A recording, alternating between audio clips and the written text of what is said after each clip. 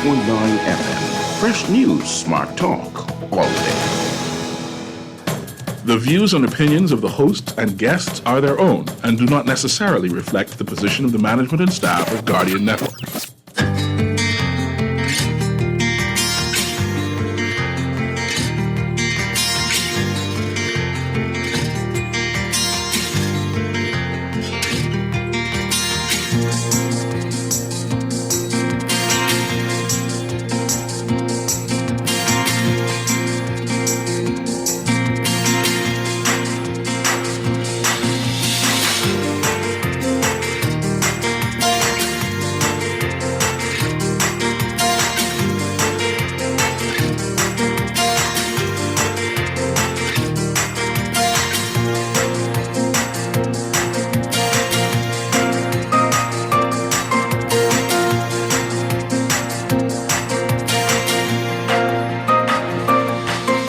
Good morning. Written policies for humane treatment of migrants. The opposition leader questions how the Prime Minister could be shocked by IMF deficit projections. And in our interview this morning, we are talking about the crisis in Guyana, what a referendum in Venezuela could mean for the CARICOM nation. It's all straight ahead this morning. I'm Dwight Strachan, and this is Morning Blend. Wake up, it's a new day. Wake up, it's a new day. It's the start of a new way. You know that it's the start of the end of the old way. Wake up, it's a new day. Wake up. Good morning again, Bahamas. It is Thursday, November 30th, 2023. This is Morning Blend on Guardian Radio 96.9. Again, I'm Dwight Strachan. In a moment, Laverne Gardner will be joining us. Also this morning, we'll talk about Zonta's 16 days of activism, what is planned for this year. And in business, we are getting a preview of the Tingsmas Market. That's all coming up. But first, it's time for the overnight, the latest breaking news from while you were sleeping, and the top national and international headlines this morning.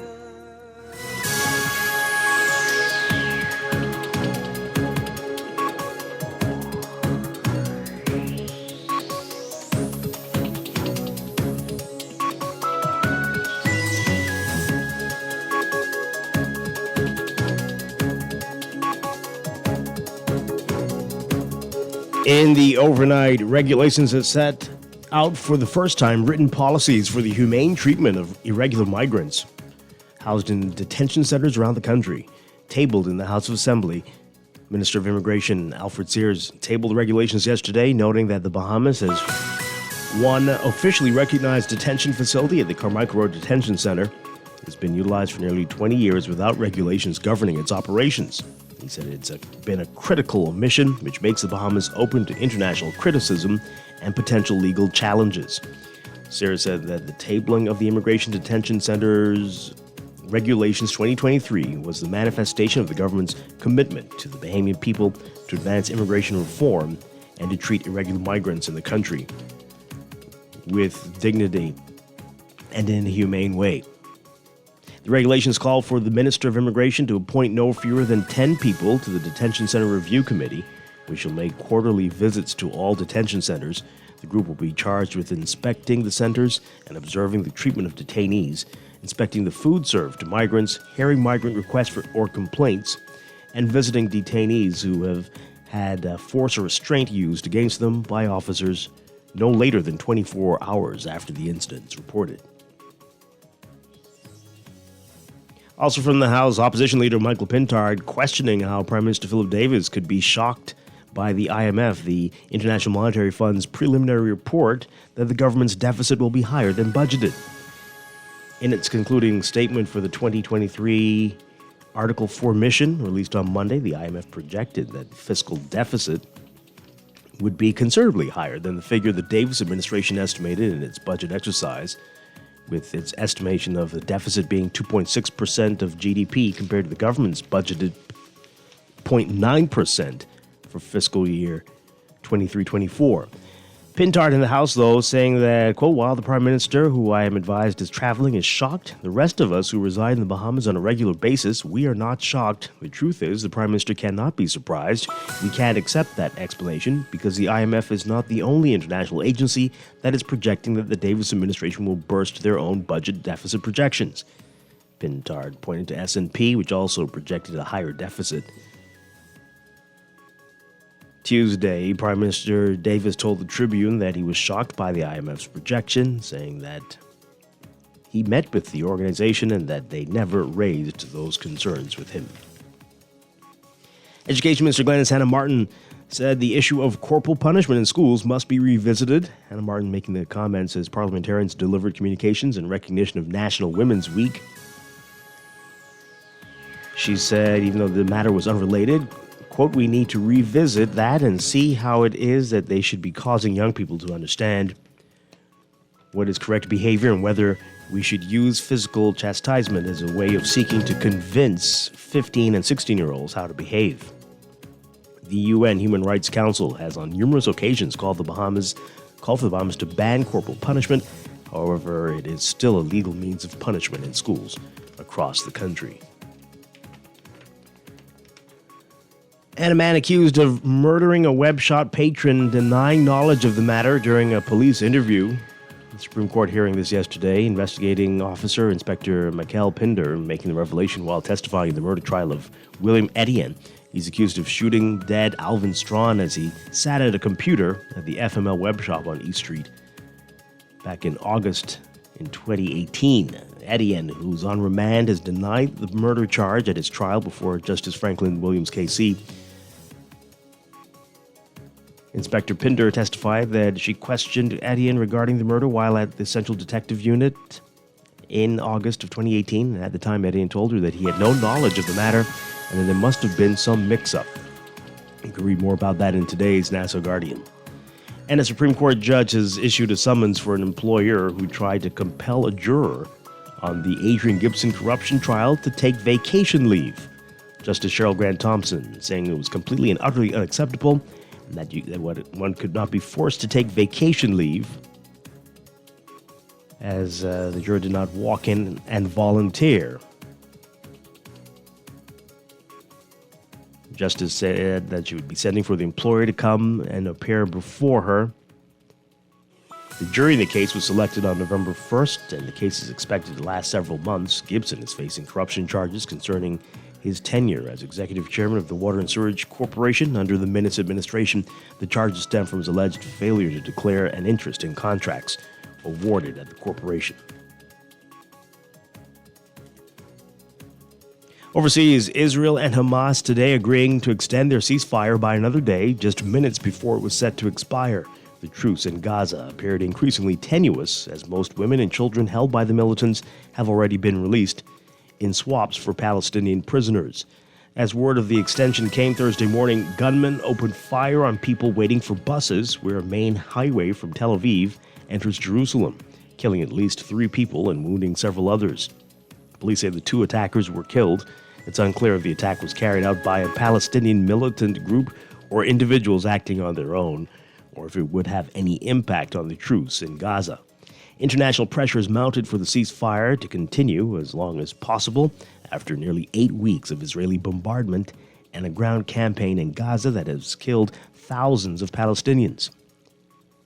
U.S. Secretary of State Antony Blinken, who is on his 3rd visit to the region since the start of the war, said that his heart goes out to the victims of the Jerusalem attack. Blinken is expected to press for further extensions of the truce and the release of more hostages.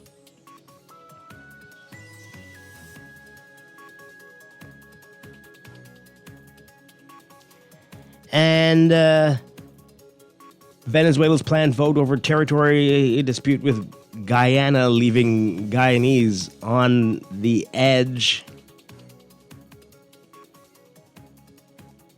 Many have been holding community events and singing hymns, offering grateful devotions typical of a harvest festival, but also asking for peace for their community amid what they see as an existential threat. Their village is part of Guyana's Essequibo region, a territory larger than Greece and rich in oil and minerals that Venezuela is claiming as its own and whose future it intends to decide Sunday with a referendum. The practical and legal implications of the vote, which among other things called for turning Essequibo into a Venezuelan state, remain unclear, but the referendum has left area residents on edge. Venezuela's President Nicolas Maduro has thrown the full weight of his government into the effort, using patriotic rhetoric to try to summon voters to the polls to answer 5 questions over the territory, including whether current and future area residents should be granted Venezuelan citizenship. Guyana sees the referendum as a case of annexation and has asked the International Court of Justice to halt parts of the vote. The court has not issued a decision yet, but even if it rules against Venezuela, Maduro's government intends to hold the election on Sunday. We'll have more on that coming up later on Morning Blend.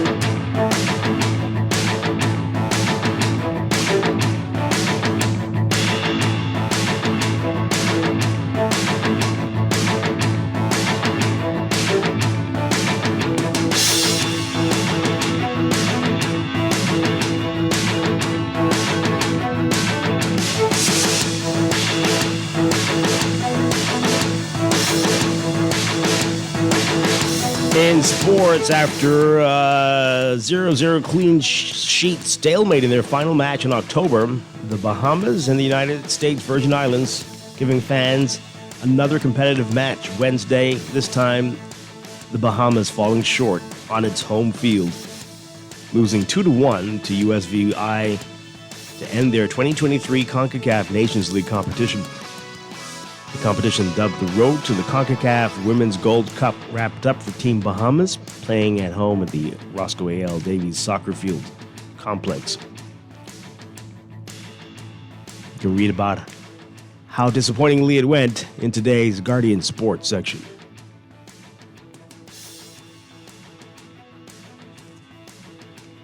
And from the NFL, Aaron Rodgers' improbable comeback from a torn Achilles tendon has taken another step. The New York Jets opened the 21-day practice window for the quarterback Wednesday, exactly 11 weeks after he had surgery, with Rodgers cleared for some football activities.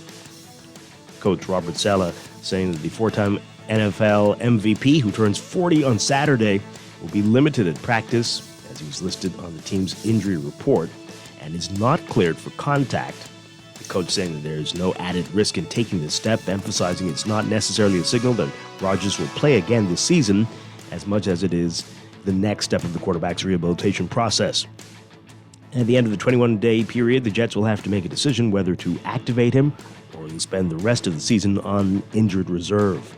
That period will expire on December 20th, which is 4 days before the Jets' home game against the Washington Commanders.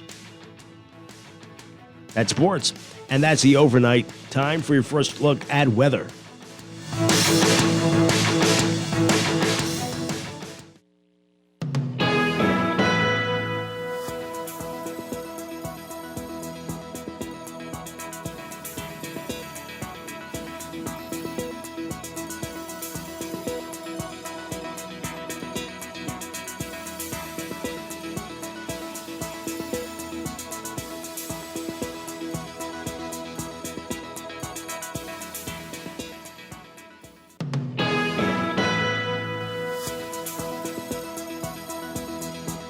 Your first look at weather for today.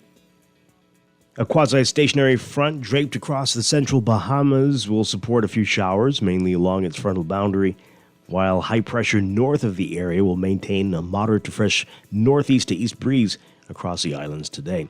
Beachgoers should be alert due to the moderate risk for rip currents along north and east coast beaches and along Atlantic exposures. There's also the risk of isolated waterspout activity along the frontal boundary.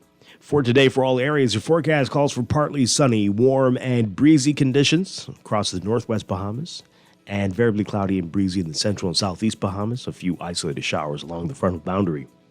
For boaters, smoke craft should exercise caution in Atlantic exposures, Winds northeast to east at 10 to 15 knots, seas 2 to 4 feet, building up to 6 feet along Atlantic exposures. 73 degrees right now to partly cloudy skies in Nassau. We're looking at highs getting up to around 81 Fahrenheit, 27 Celsius. Overnight lows tonight getting down to 72 Fahrenheit, 22 Celsius. That's your first look at weather this morning. We'll have your extended outlook and a look at the tropics on this final day of the Atlantic hurricane season coming up after traffic in just a bit.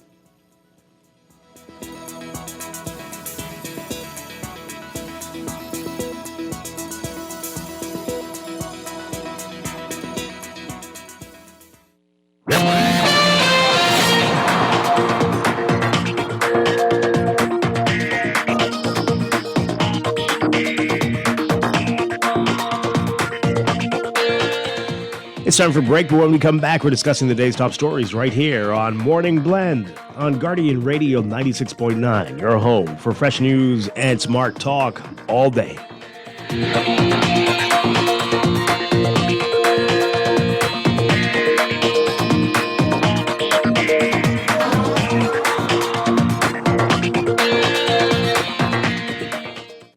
Win a vacation for two to Sandals Resort in Jamaica using your RBC Visa credit card in the RBC Gift Yourself the Ultimate Getaway promotion. Just spend $1,500 or local equivalent. Promotion ends on December 18, 2023. Visit rbcultimategetaway.com for more details. At Wendy's, we are different. We don't just use beef. It's fresh, never frozen. Our burgers are square because we never cut corners. Served hot off the grill with fresh lettuce, tomatoes, onions, and American cheese. We believe in fast food done right. Always serving fresh, never frozen beef. Order a hot, juicy Dave single, double, or triple. Made with fresh, never frozen beef. Now only at Wendy's. Different inside and out.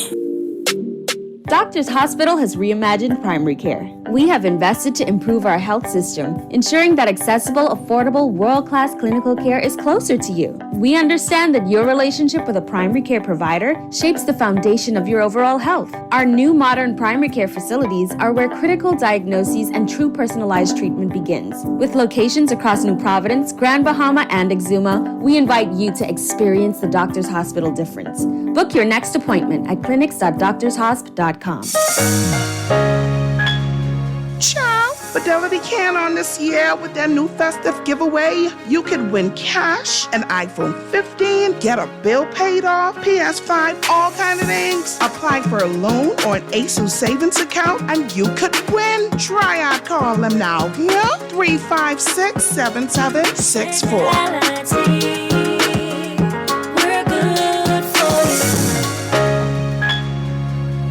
Power on the holidays this Christmas with Custom Computers. We have everything that everyone wants to see under the tree.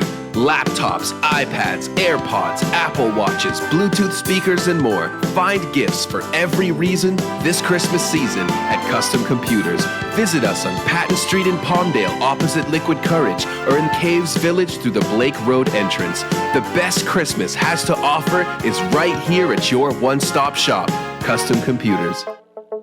Tired of banks forcing you to use technology to bank the way they want you to?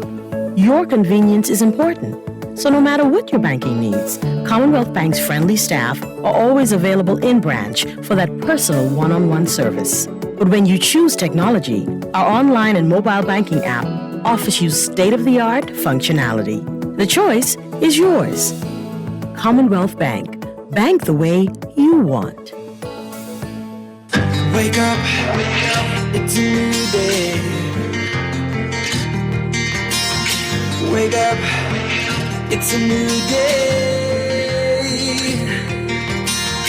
It's the start of a new way.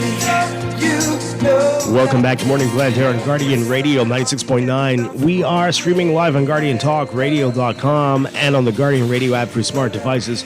We're also on your televisions on Cable Bahamas Channel 969 and BTC Flow Channel 612. You can tweet us at Morning Blend 969 or Facebook.com/Morning Blend 969.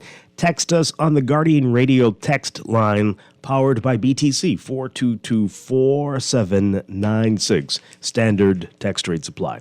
Once again, I'm Dwight Strachan. Joining me now, Laverne Gardner. Laverne, good morning.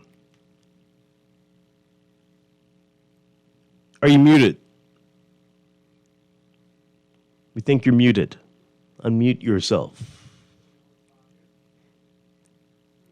Still, okay, we're going to get that sorted out there with Laverne. Is it us or is it her? Is it, which one? Yeah? Okay, we'll sort that out. But we're going to look forward to talking with Laverne this morning. Also this morning, we are going to talk about an issue affecting one of our fellow CARICOM nations, Guyana, having it's a crisis. Venezuela is claiming a huge swath of the country. They're saying it's theirs and they want it. And they're having a referendum on Sunday asking voters 5 questions about what they should do. And Guyana sees this as Venezuela's attempt to annex a big chunk of the country. And we're going to talk with a cabinet minister from Guyana this morning about this. Yeah, it's a scary situation, folks. We're going to get into that. Later, we are going to be talking about 16 days of activism. Zonta is a big part of this. They're going to tell us what they have planned. And later in business, we're going to get details on the Tingsmas Market. Ice Bahamian Bay. Right? Yeah, Tingsmas Market coming up this weekend. So a lot to get to on this Thursday morning. Let's begin, though, with what else is in the news.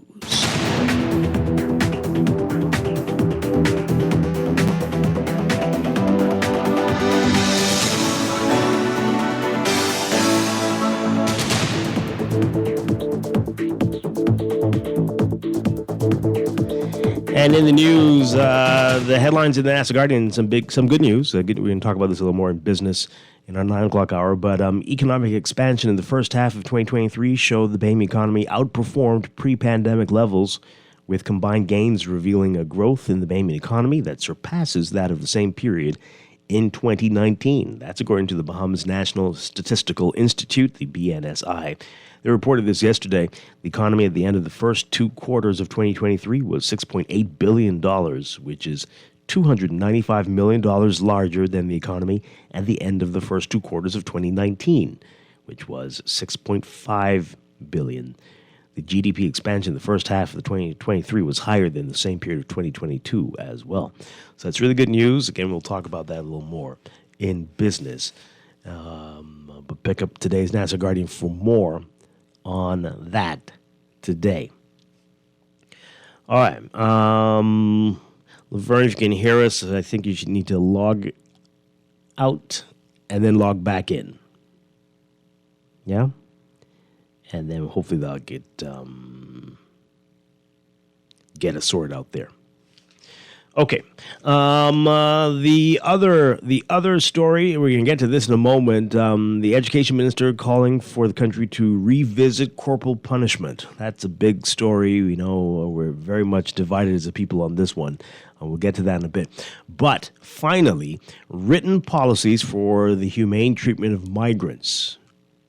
This is in regards to people being housed at any of the detention centers in the country, especially the Carmichael Road Detention Center, which has been around for a long time, but many have said, it's not even really in law. Some have questioned the legality of it. The government finally seeking to address this.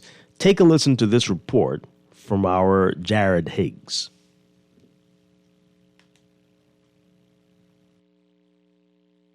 Minister of Immigration Alfred Sayers tabled regulations in the House of Assembly that will govern operations at the country's immigration detention facilities. Sayers contended that the facility was operating humanely in the absence of written rules, but says with the new regulations, openness and transparency will be the order of the day. I wish to highlight a few of the new provisions. For the first time, Madam Speaker, an independent review visiting committee will be established and be appointed to inspect the state of the premises and the treatment of detainees. The Commission will be authorized to hear complaints or requests of detainees and investigate every aspect of the life and operation of detention centers. Human rights groups and the U.S. State Department have criticized the state of affairs at the Carmichael Road Detention Center with a 2022 State Department report on human rights practices in the Bahamas, noting that the government generally enforced the law effectively as it relates to rape and violence against women, quote, except at the detention facility and the safe house, end quote. A Privy Council ruling also urged government to maintain a practice of moving expeditiously when deciding whether to deport people accused of violating the Immigration Act. Within 1 to 2 days, it says. Otherwise, the lawful basis for the continued detention of the detainees falls away. These regulations will issue in a new day at the detention facilities as openness, accountability, and fair treatment will be the order of the day. Any abuse of detainees will be fully investigated and reported upon by the Review Commission. Additionally, Madam Speaker, these regulations mandate that the Department of Social Services will have the authority to monitor the well-being and safety of all detainees. Okay, our Jared Higgs with that report there. Let's get your views on that, folks. Definitely something that's long been overdue. Let's hear what you have to think about it, and we're still working to get... Yep, Laverne is with us now. Good morning, Laverne Gardner. Good morning. Great to have you with us. It's good to be here. You're not used to us not being face-to-face, I guess. Those 2 days last week got you... You forgot how to do Zoom. Okay. I don't know. I don't know what happened. Okay. I was just waiting and then it disappeared. Well, anyway, I'm here. You're now. here. Great to hear your voice. Great to hear your voice. Yeah. All right, so you heard some of the rules there. I'm right. There's going to be a committee. They've recommended 10 people, no fewer than 10 people, to be in a detention center review committee that would make quarterly visits to the detention center, and they'd be charged with inspecting the centers and hearing complaints from detainees. And the group is going to include a representative from the Ministry of Social Services, Civil Society, the Bahamas Red Cross, the Ministry of Health and Wellness, Bahamas Christian Council, Office of the Attorney General, and the Ministry of National Security. 3 members will be appointed by the Minister of Immigration. Now, we heard a little bit of this in the report just now. The regulations also mandate that no one should be held in a detention facility unless a removal order, detention order, deportation order, warrant of arrest, or other legal authority is produced indicating the grounds for detention. The Director of Immigration has oversight of all detention centers, while a designated superintendent is in charge of the day-to-day administration and supervision of officers and staff. Detainees at Carmichael Road Detention Center have made allegations of abuse and mistreatment over the years, going back from almost the beginning. But the regulations state that in an instance where an officer becomes aware of any abuse or impropriety, that person must inform the officer in charge promptly, who in turn shall at once inform the superintendent. And the regulations state that no officer shall associate or form a friendship with a detainee, have sexual contact with a detainee, purchase property or accept gifts from a detainee. Purchase property? What are we calling property here? Like, what? Who? What? Anyway, okay. Has that been happening? I mean, we don't know. Do they mean like land?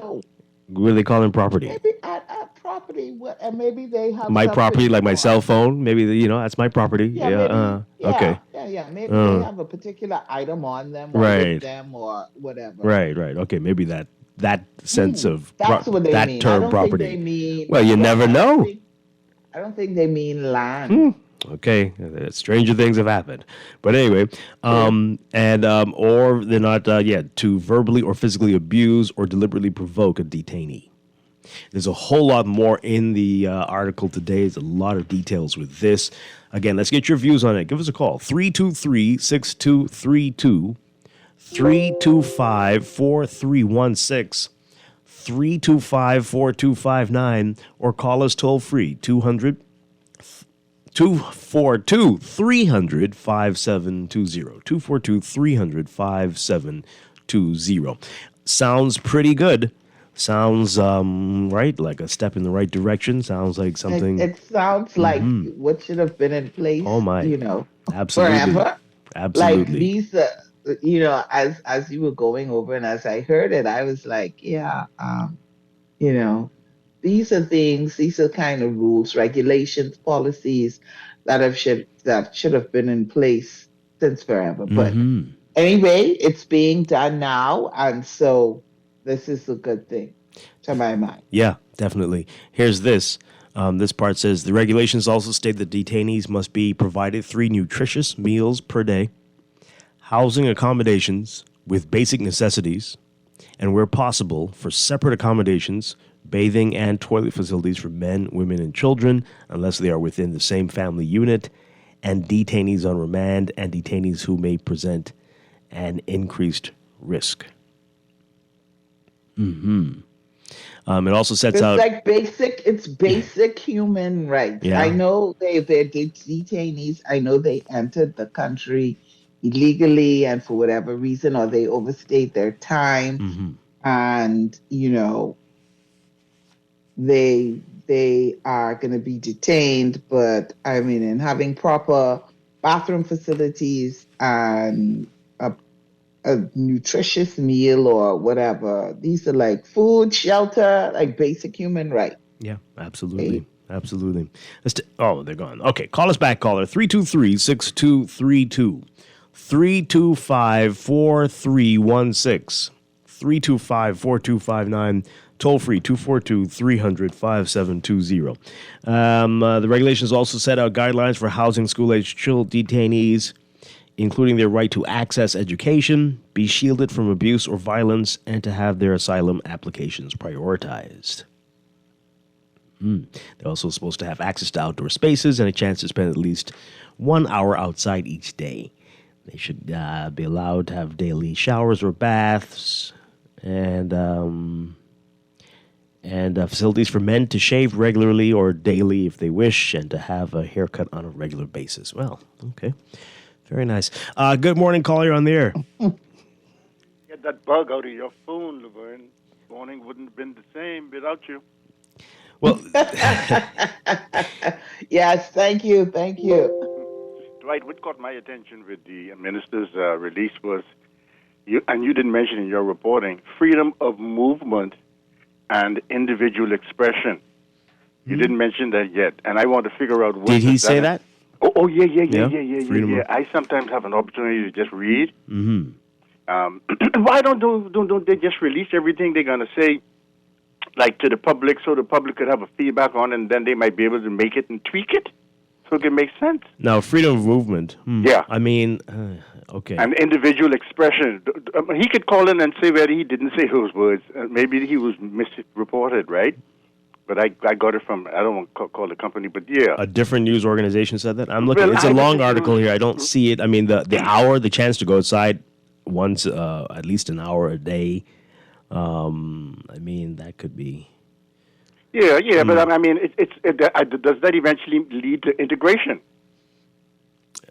I think you're leaping, you're jumping very high. No, but Dwight, it's not a bad thing, because you would want people who are qualified to be here and who are needed, maybe a doctor, or like I'm hearing we need a lot of persons to do, medical work, pharmacists and all that stuff. And if they're here, the freedom of movement and what could lead to integration. That's what I'm saying. Not in a bad way. Oh, I mean, I hear you. Normally, if you want that, you don't come in through these sorts of ways. Right. There's a proper way to come in. Yeah. If you have these requisite skills and you want to come to another country, there is a proper way to do that. Agreed. Although, Laverne, you did mention a good point. Some people do overstay. Some people, something happens and you get sent there. But if it's sorted out, then you go back to what you were doing before, right? But yeah, interesting view though. Thank you very much. Appreciate it. All right. I'd like to. I have to read further. What do they mean? Freedom of expression. I don't know if I see that. Freedom of movement and freedom of expression. No way. I mean, how if you're being detained, how much freedom of movement? I don't know if that was what was said. So, I don't see it in our reporting. It sounds a bit strange. Freedom of expression, you're looking for trouble if you're at a place called the detention center. But okay. But I don't know. This person says here, in the words of the famous sage Patra, my property is my property. Mm-hmm. Right. Yeah, you're right. Okay. So, hey, pick up today's NASA Guardian, read more about it. Interesting stuff there. And as Laverne's saying, yeah, it's about time. And this is encouraging. But they could adopt this for the prison too. No? Mm-hmm. Yeah. Well, yes, day. They can. One day. All right, so let's get to this other hot topic here. Now, this, and she admitted it, that this is a kind of unrelated, but hey, anything to spice up the proceedings. Our Rachel Scott writing about it. The education minister saying we need to revisit corporal punishment. Glennis Hannah Martin said yesterday the issue of corporal punishment in schools must be revisited. She was speaking as parliamentarians delivered communications in recognition of National Women's Week. Interesting time to bring it up there. But yeah, she said, the quote, I think about it, and this is kind of unrelated, the issue of corporal punishment in our schools, but we need to revisit that and see how it is that we should be causing young people to understand what is correct behavior and whether we should use physical chastisement as a way of seeking to convince 15 and 16-year-olds of how to behave.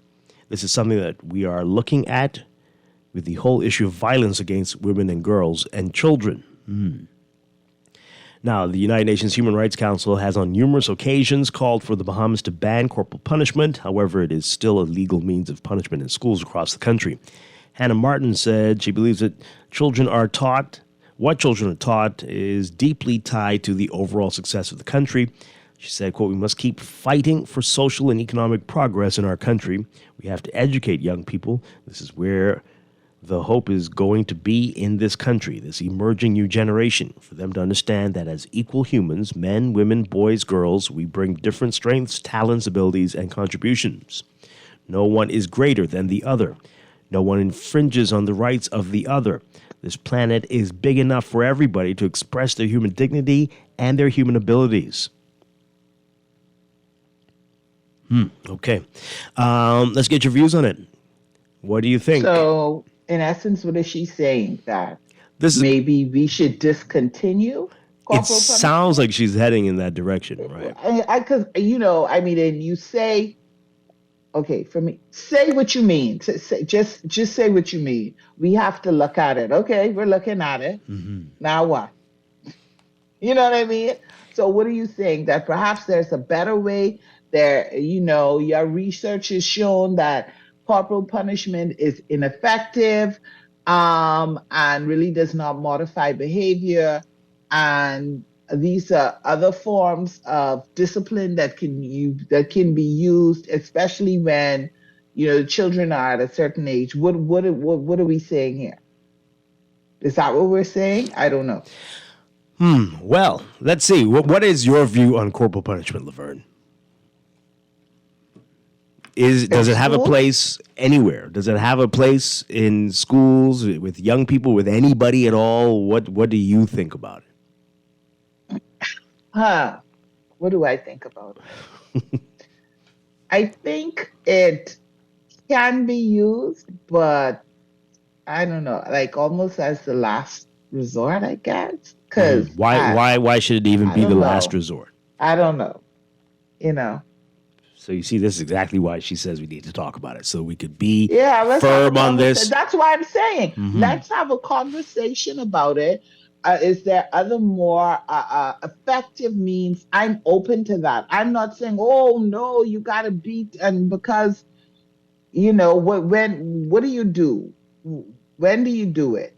When is it warranted? Determine that. Who's doing it? Is it that teachers can do it, or kids sent to the office? Yeah, no, I don't think teachers can. Yeah, it's the principal or senior master, senior mistress. Who's supposed to be doing that? Right. Mm-hmm. Yeah, not teachers. Okay. Not teachers. Okay. Although I'm sure it happens. I'm sure it happens. Want to say, Well, is that like something new? Because when I went to school, Oh. anybody could beat the crap out of you. No, The teacher, well, the senior landscape, the master, landscaping guy, yeah, the janitress, janitress, yeah, probably. anybody. Somebody walking by the school, but no, those Like, those what you doing there? we've evolved. We've evolved. That is not Okay, so appropriate. it's the responsibility of the senior master, mistress, or principal to dole out corporal It punishment. seems Then. so, yeah. All right. So we've done many shows in the past on it. We haven't talked about it much recently. Those shows got very heated.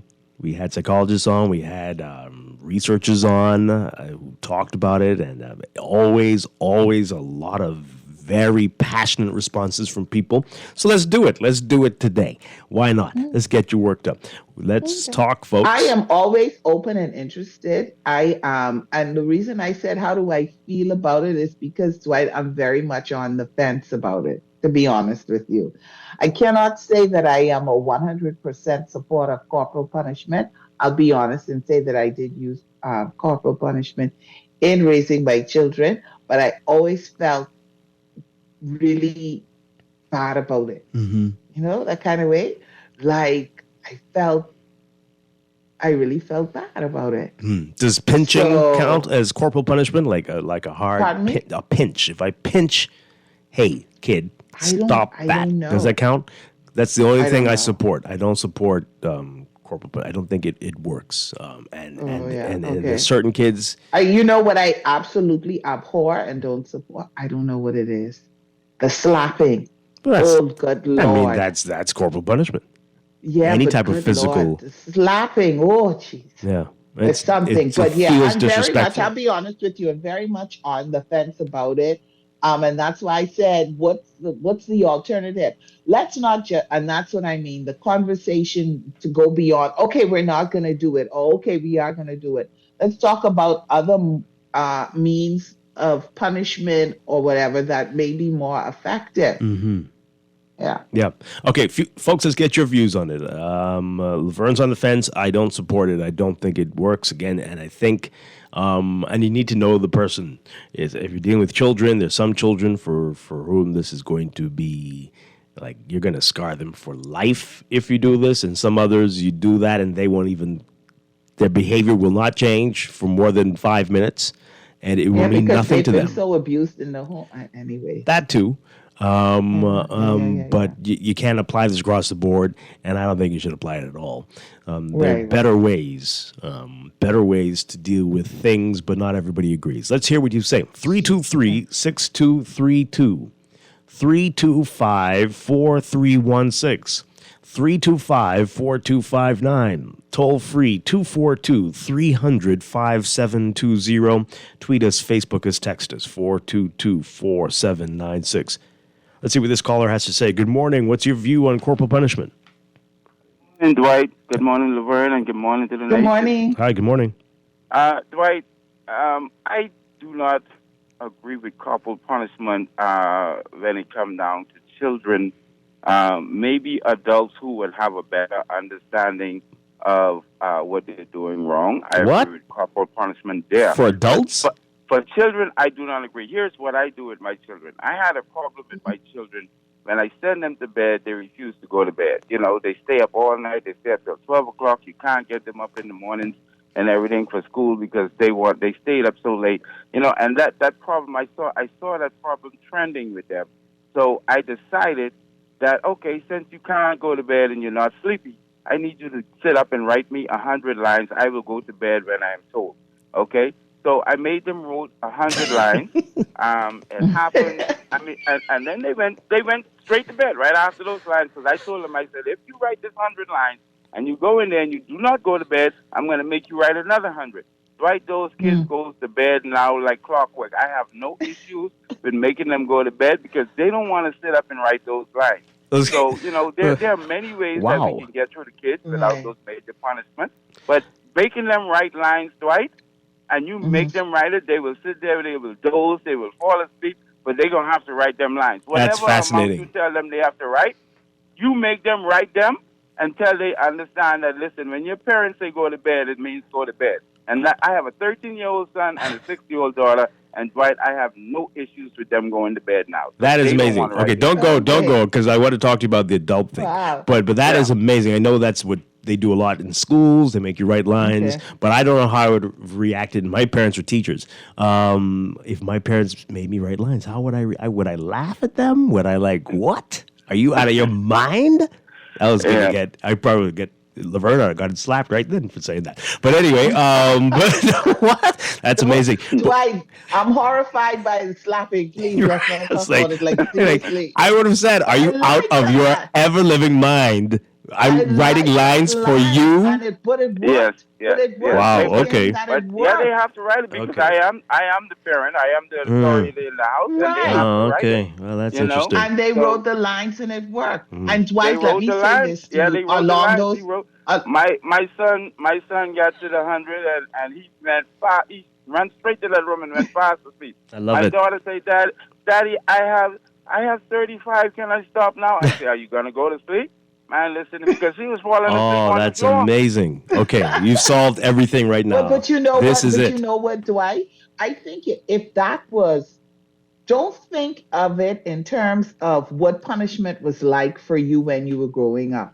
If that was your punishment, there was no corporal punishment involved, but you knew that you would have to write lines, or you knew that you would have to do something that as a child you really didn't like, it would be Yes, effective. exactly. It would be effective. Yeah. So you yeah. can't think of it in terms I of. did something you know. different, Dwight, because I grew Yeah. up with my mother hitting you in the head with the belt buckle, taking the broomstick and breaking it across your back, Oh, no. throwing the shoes at you.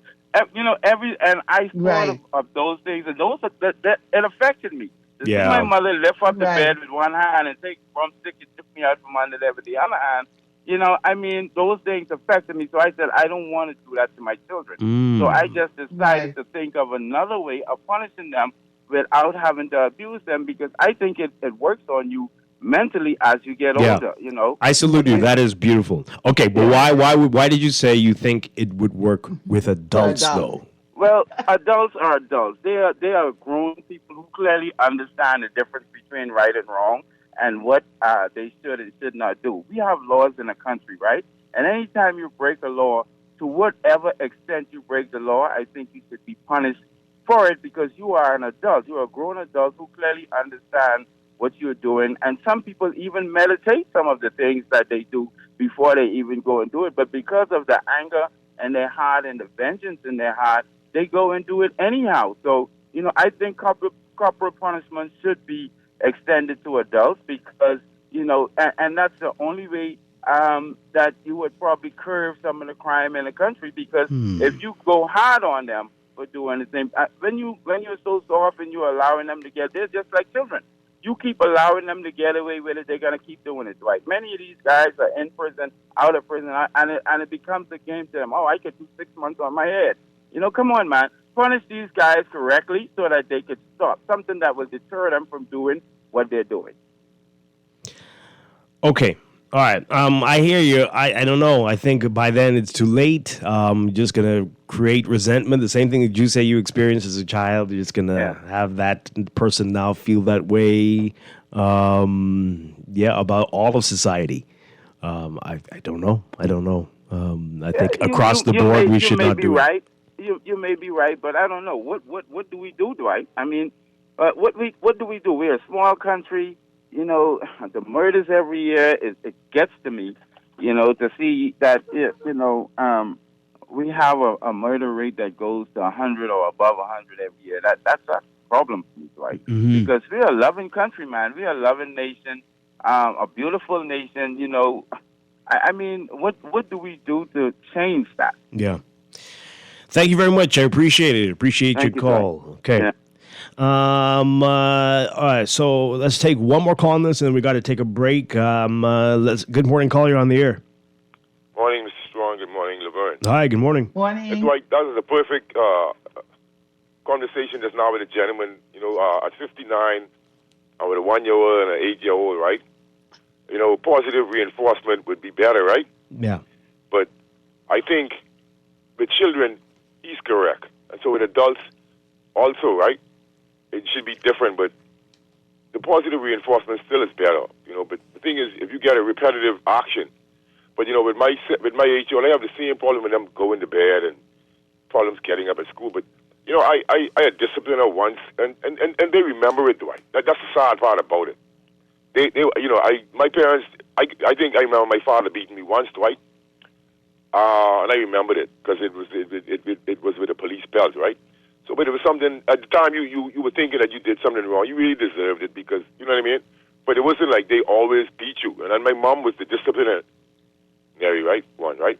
And I loved her a bit more than my father. Let's put it that way. But so I don't think discipline a child. I think if you do like corporal punishment with them, I think what happens is when you do it too much and excessively, because you as a parent, you have to realize that other external forces can drive your temperament, and then you just bring that down on the child. So I realize that is something you have to really do away with.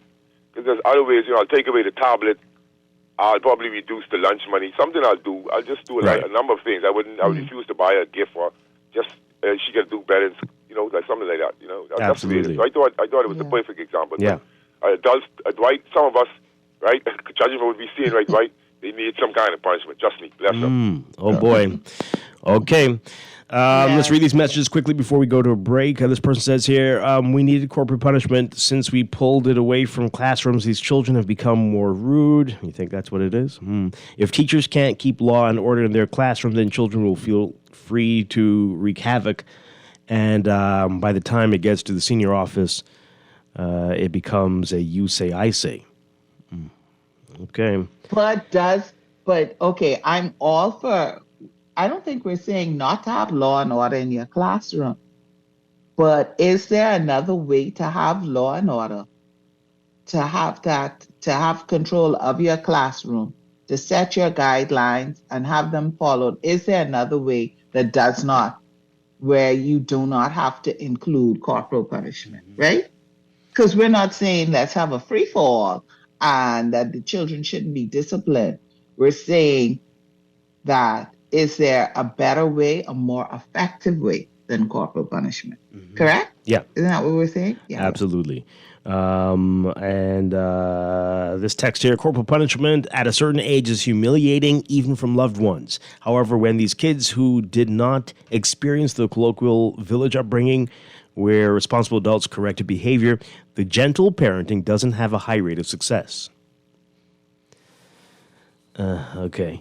This one says here, I don't understand that. Well, they're saying the kids are too far gone, and so you need... No. I don't understand gentle parenting. Oh, that part. Well, I don't think that... Would you call that gentle parenting, making the child write 100 lines? Is that... I don't know. I mean, it was very effective. Right. Very effective. To me, that was very effective. And then, it was a punishment, but also they got sleepy.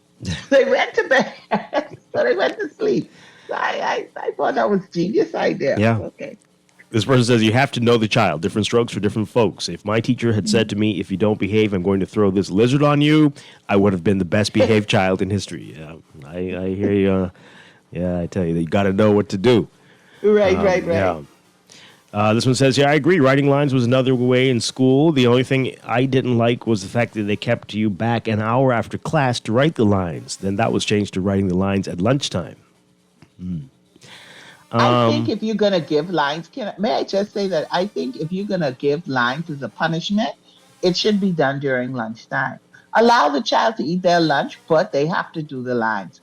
Not keep them back after school, because at that point, if their parent is picking them up, you're punishing the parent. Oh, I didn't misbehave in your class. Yeah, the parent needs to know. The parent needs to know. You see what your child did? You can still let me know, but what I'm saying is now both of us in punishment. Oh, well, now what you going to do? Now I have to exact corporal punishment. Oh, boy. Okay, and hopefully not on the teacher. This one says, right. This one says, I would like to know what that parent would do if the children did not write those lines. Yeah, that would be very interesting. Yeah. Okay, let's take a break. As promised, we've got a crisis in the region. Our friends in Guyana facing a major threat from Venezuela. We're going to talk with the cabinet minister from Guyana after the break. This is Morning Blend on Guardian Radio 96.9.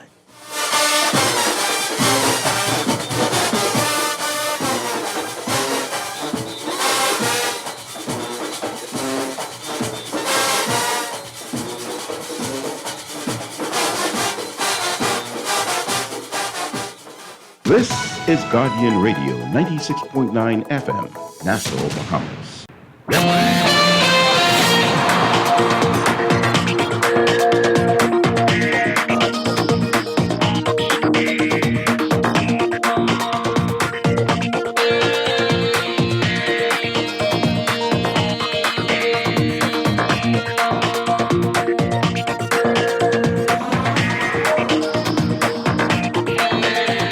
It is time for your first look at traffic for the morning, brought to you by RBC. Get a no-fee RBC loan plus 5 chances to win up to $5,000. We'll tell you how in just a bit.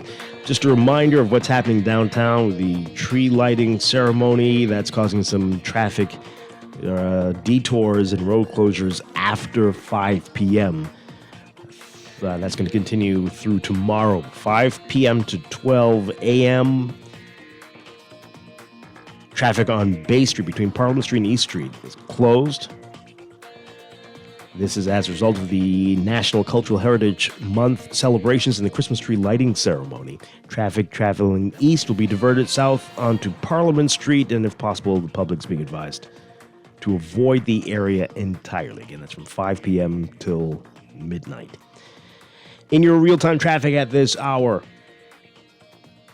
as usual, Mile Butler Highway, your heavy hot spot. Heavy traffic from just south of the Fire Tour roundabout straight up to Tonic Williams-Darling Highway right now, northbound. Over on Gladstone Road, we have some issues, some traffic northbound, but again, it's JFK Drive that's having the heavy traffic, eastbound and westbound. So you're eastbound along Lake Cunningham and westbound as you approach the roundabout this morning. Elsewhere, we've got Eastern Road, heavy traffic just east of Fox Hill to about Johnson Road. Some congestion at Village Road and Shirley Street and Eastern Road as well. And then Robinson Road, heavy traffic between Soldier and Old Trail. And Prince Charles Drive as you approach the major intersections. That's what we're seeing right now. That's your Morning Blend traffic, brought to you by RBC. Learn more about your chances to win in a no-fee loan at rbc.com/Caribbean/Christmas cash.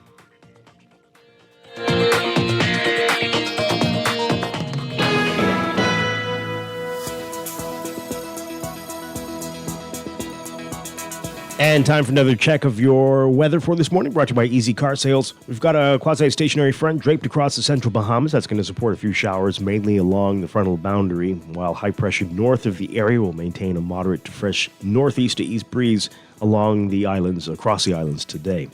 For all areas, look for partly sunny, warm, and breezy conditions, especially across the northwest Bahamas. Variably cloudy and breezy in the central and southeastern islands, with a few isolated showers, mainly across the frontal boundary. Small craft should exercise caution in Atlantic exposures. Temperatures today getting up to around 81 Fahrenheit, 27 Celsius.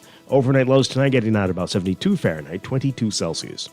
In your extended outlook, the frontal boundary across the central islands will eventually dissipate, and high pressure anchored north of the area will maintain moderate to fresh breezes across the islands while shifting further east into the Atlantic.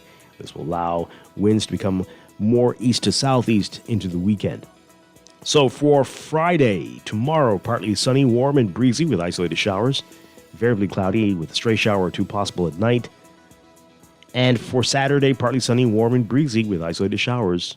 Mainly fair with stray showers possible at night. Small craft caution will be in effect. It's the final day of the Atlantic hurricane season for 2023, and the tropics remain quiet. Tropical cyclone formation unexpected through the next 7 days. That's your Morning Blend weather check, brought to you by Easy Car Sales. Feel the power of the electric revolution. Swing by Easy Car Sales for a test drive in an electric vehicle. It's a ride you won't forget. Visit easy242.com and see where an electric future can take you. There's a new electric vehicle in town. The Jack brand of SUVs, trucks, sedans, and commercial vans. Available only at Easy Car Sales, home of the fully electric vehicle. For a powerful, smooth ride at a fraction of the cost to drive, leave the pump behind and hit the road with Jack. Visit easy242.com to see our brand new Jack models and drop into Easy Car Sales for a test drive. It'll have you singing. Hit the road with Jack, and don't you pump gas no more. It's a Christmas wish for all of you. Get a no-fee loan from RBC, it's true. This Christmas, your wish can come true with a no-fee loan from RBC. You have 5 chances to win up to $5,000 Christmas cash. It's a Christmas wish for all of you. Get a no-fee loan from RBC, it's true. Learn more at rbc.com/Caribbean/Christmas cash. Subject to normal lending criteria. Conditions apply. I, as a Bahamian boy, is back again with the 3rd annual Things Must Market. We'll be popping up on Sunday, December the 3rd from 10 a.m. until 6 p.m. at Collins House. Join us as we eat, drink, shop, and be Tingsy. There'll be over 50 small Bahamian businesses to shop with for Christmas. Delicious food, specialty drinks, giveaways, and more. Entry is only $10 for adults and $5 for kids. And each ticket is automatically entered into our hourly raffle. Cash, credit cards, and $100 payments accepted. You don't want to miss it. Power on the holidays this Christmas with Custom Computers. We have everything that everyone wants to see under the tree. Laptops, iPads, AirPods, Apple Watches, Bluetooth speakers, and more. Find gifts for every reason this Christmas season at Custom Computers.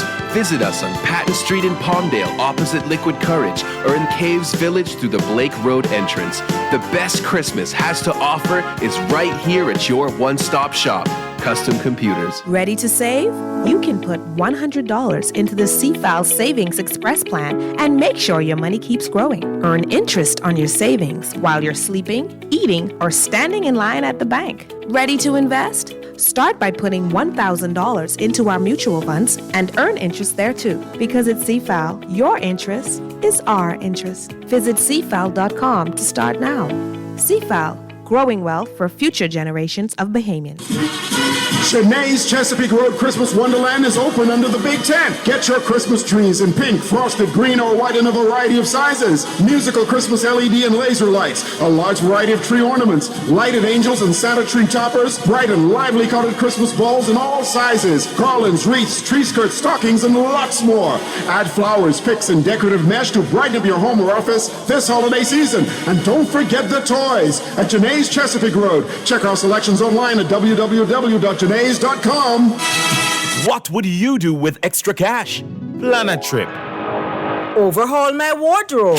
With CIBC First Caribbean, you can get comfy with savings on your mortgage costs. Buy or build your home or switch your mortgage to us and get up to US $1,000 off the loan application fee. Up to US $2,000 off home insurance. With up to US $10,000 towards switching costs, your pockets will be comfy too. Visit CIBCFCIB.com/get comfy for more information. Conditions apply. This is Guardian Radio 96.9 FM, Nassau, Bahamas.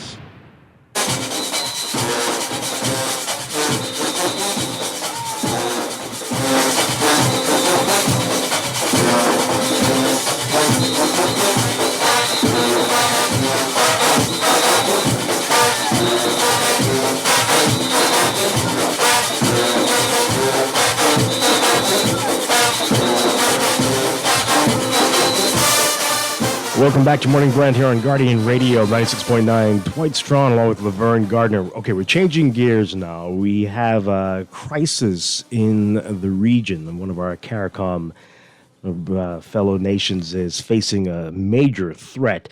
On Sunday, December 3rd, Venezuela will conduct a consultative referendum in support of Venezuela's claim on the Essequibo region, which lies right now entirely in Guyana. And they're asking 5 questions on this referendum. Guyana, of course, sees this as Venezuela's attempt to annex a major part of the country. Joining us to talk about this, we're very pleased to have Minister of Labor in Guyana, Joseph Hamilton. Minister Hamilton, thank you so much for talking with us this morning. Thank you very much for affording us the opportunity that we can address the people of your country and the wider CARICOM. Okay, so let's set this up for us. This has been an area that's been in dispute for a long time now, going back to the 1800s even. Tell us about that and then how we got to this point now. The thing is, there is no dispute. The dispute, if it was settled since 1899, you would note that we use the word controversy, because it is Venezuela who has created a controversy around this matter.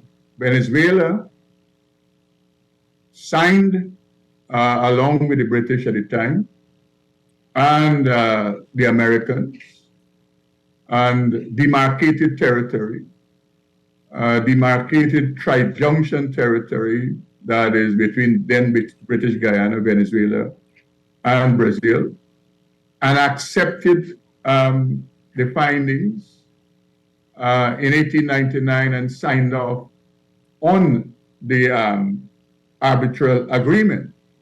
For that matter, in the then dispute, Venezuela got large chunks of land right up to the Orinoco River. British Guyana and Venezuela did joint demarcation of the boundary that is now the Cooperative Republic of Guyana. Venezuela, when we were about to gain independence, raised this matter. That was a settled matter. And they raised it purportedly based on some memorandum some junior lawyer left to be read after his death, who participated in the when the arbitral award and the discussions were happening in 1899. And so that is what Venezuela has utilized to create this controversy. So there's no dispute. So everybody goes, we have no dispute with Venezuela. Mm-hmm. Venezuela created a controversy.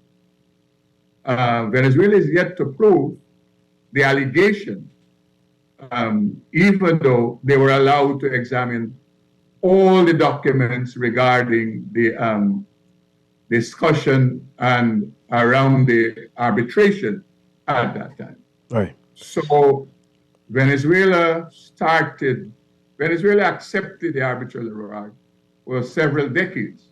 And it is only in 1962 or thereabout when Guyana was discussing with the British about our independence, like all other colonial territories. That is when Venezuela came forward to make claim to the territory Essequibo. Mm-hmm. Okay, so with their referendum, they are asking their citizens to agree to reject the 1899 agreement, and it sounds like right, they're even talking about whether they should offer the folks in this area citizenship.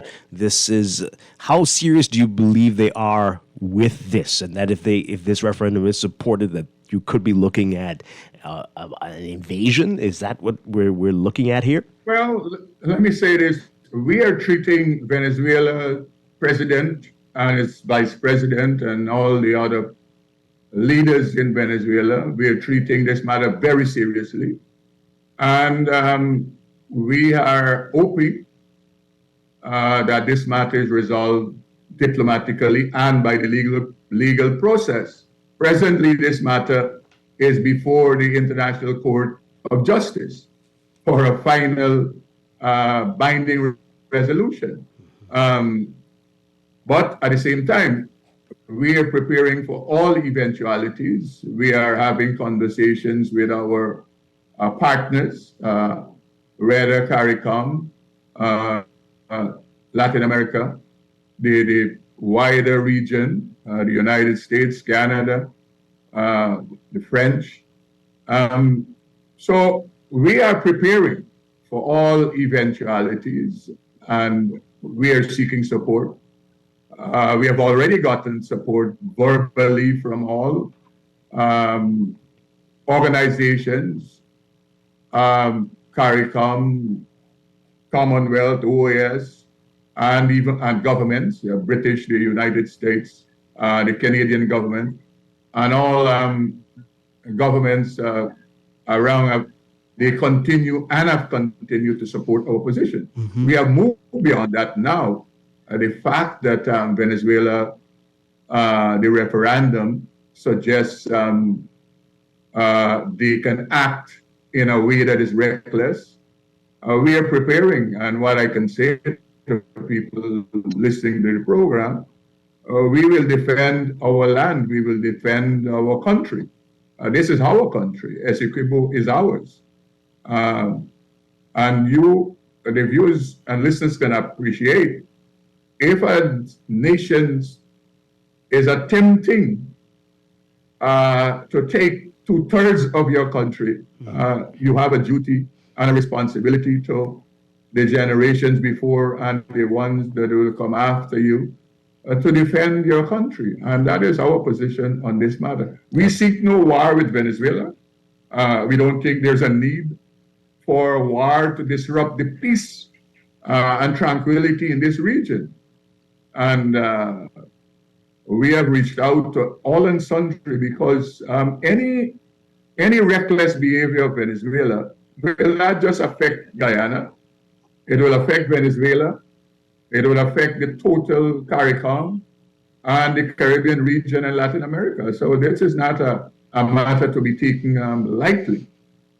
We see Venezuela maneuvers as antics to distract their people from the economic and social crisis that they have. Yes, absolutely. But that is for them to resolve. That is for them to resolve. It is not for us to resolve. What I can say to listeners and viewers also, that we have been very kind. At the moment, we have tens of thousands of Venezuelans in Guyana who have fled their country.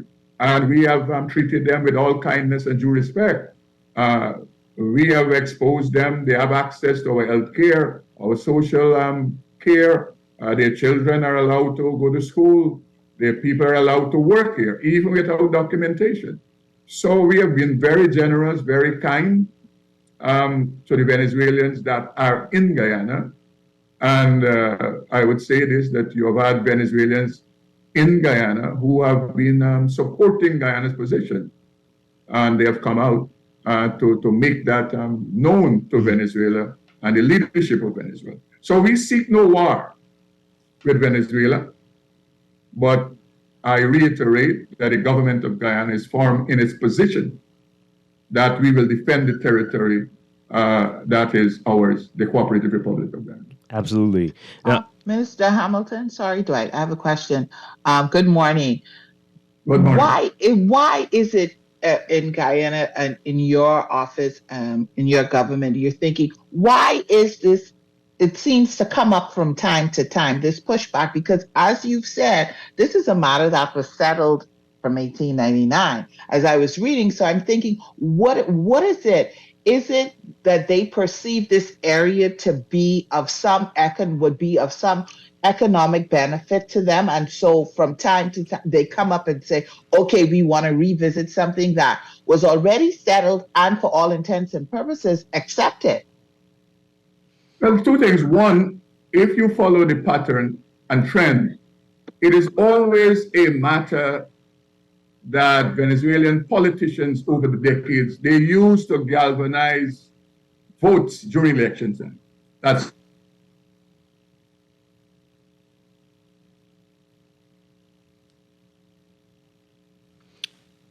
Are you there? Do we lose Minister Hamilton? all our virgin power exists. Essequibo is where most, if not all, our minerals and natural resources exist. When we discuss gold, diamonds, and there are several other indications of other minerals. Importantly, you will know that we found oil in 2015, and we have started to, we have become a new oil producer since 2019. And so whilst we focus on the land, Venezuela is also, and has also made claims about the sea territory. Some years ago, the impounded and arrested a vessel that was doing seismic survey in our territorial waters. So some people see Venezuela action as greed. That is for Venezuela to determine. Our position is that what was bequeathed to us via our land boundary is ours, and it belongs to us. And just our first people, the indigenous people who cared this land for us over the decades and centuries, they suffered in this land. For us who are of African descent, we came here as slaves to this land, our indentured brothers and sisters. And so this is our inheritance. We have created and made what is Guyana. What you have as Guyana was created and made by us. And so it's our country. Yeah. So I'm answering your question that some people have articulated that it is greed. Some people have articulated the fact that that we have all these rich mineral resources in the Essequibo. And some people have articulated the fact that it's a political tool that political leaders use in Venezuela anytime elections are coming. Well, I think to most people it's going to seem like it's the oil and the gold that is the main draw here, and why, as you said, a struggling country like Venezuela is seeing this as an opportunity to pounce. All right, we need to break for news, Mr. Hamilton. We're hoping that you would be able to stay with us for a few more minutes. We can pick this up in a few minutes after the news. Would that be okay with you? Okay, thank you very much. I'll be here. Okay, great. Thank you so much. We're talking with Minister of Labor in Guyana, Joseph Hamilton, about this serious situation with Guyana and what Venezuela is trying to do on Sunday coming, December 3rd, a referendum about literally annexing a part of Guyana.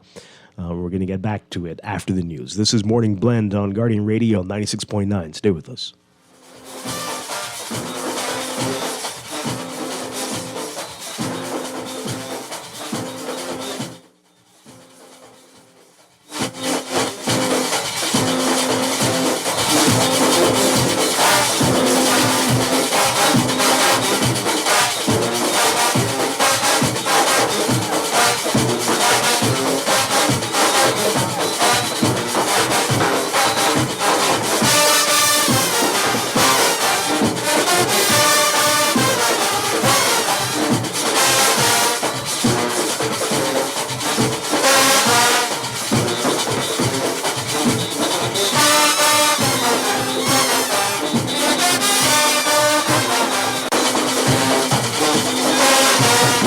Is Guardian Radio 96.9 FM, Nassau, Bahamas.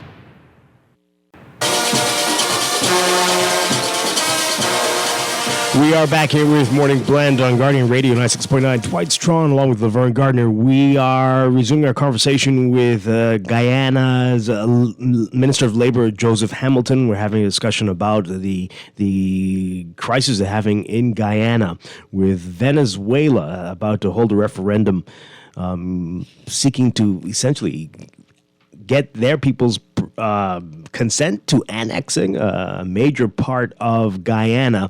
And Minister Hamilton is graciously agreed to give us a few more minutes here.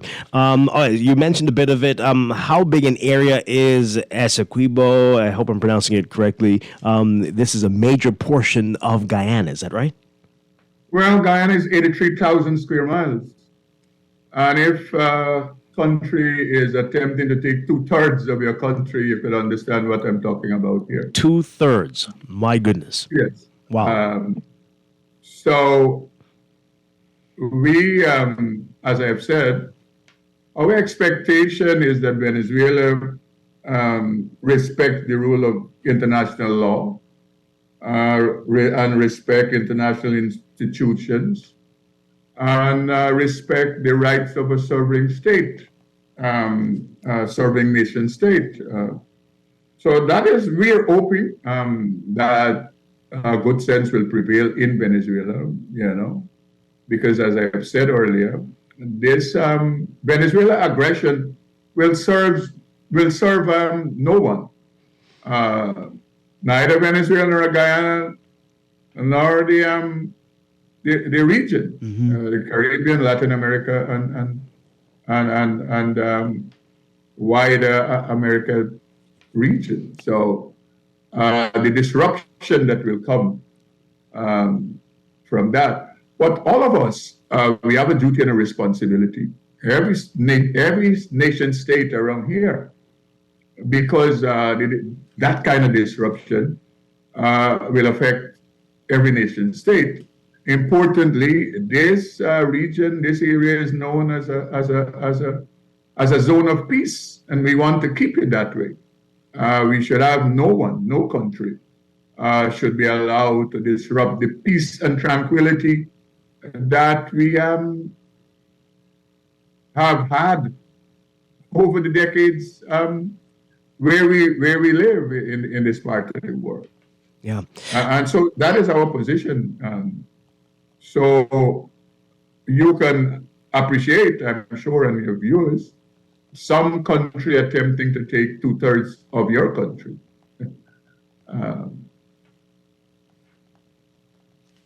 It's mind-boggling. It's terrifying. Okay, so you've appealed to the International Court of Justice, but again, this referendum is Sunday, December 3rd. Is there likely to be any decision, any ruling, anything before December 3rd? No, there are two things that are happening at the ICJ. One, where in 2018 we took the matter, or for that matter, we advised the Secretary General that the matter should go to the ICJ. So that is the substantive matter of this controversy. To rule finally on the controversy that Venezuela has created around the agreement. So that's one issue. The second issue is that because of Venezuela's aggressive posture and because of this referendum, we went to the court a couple of weeks ago seeking temporary orders from the court to deal specifically with the matter, the referendum that they are having the term. So our position is that we, as the president, we have indicated, we neither expect nor need the court to stop Venezuela from holding its referendum. That's an internal national problem that they have to deal with. What we expect and need is an order from the court preventing Venezuela from carrying out any actions that interfere with Guyana's sovereign rights. So that is what we have gone to the court to ask the court to look at. Venezuela in their propaganda as normal. They have suggested to their people and the world that we are attempting to stop them from holding their referendum. We have no such question before the court. Our position is that the court must intervene to ensure that two clauses primarily in the number of questions that can affect Guyana, that they are not allowed to execute those based on the results of the referendum. And what commitments have you received from countries in the region, including CARICOM? What are you hearing? You asked the question, let me back. Tomorrow, for that matter, the court will be ruling on the matter of the referendum that we took to the court tomorrow, Friday. Okay. So that's the first issue. The second issue, CARICOM has given us all the support, and they have supported this question and this controversy over the decades. We have had the fulsome support of all of CARICOM. We have had the fulsome support of the British, the Americans, the Canadians. We have had the fulsome support of all the countries in the region on this matter. And all countries and institutions they have said to Venezuela that they must have respect for international law and international institutions. So CARICOM issued a statement, OAS issued a statement, the Commonwealth issued a statement supporting Guyana, and you have individual nations that supported Guyana, issued statement supporting Guyana. As we speak, presently you have people from the United States are in Guyana from the Department of Defense. We have people from the French Department of Defense are in Guyana as I speak. We have had our Guyana Defense Force. We have had engagement with the Brazilians. For that matter, the Prime Minister just last week spent several days in Brazil having conversations and meetings with the Department of Defense.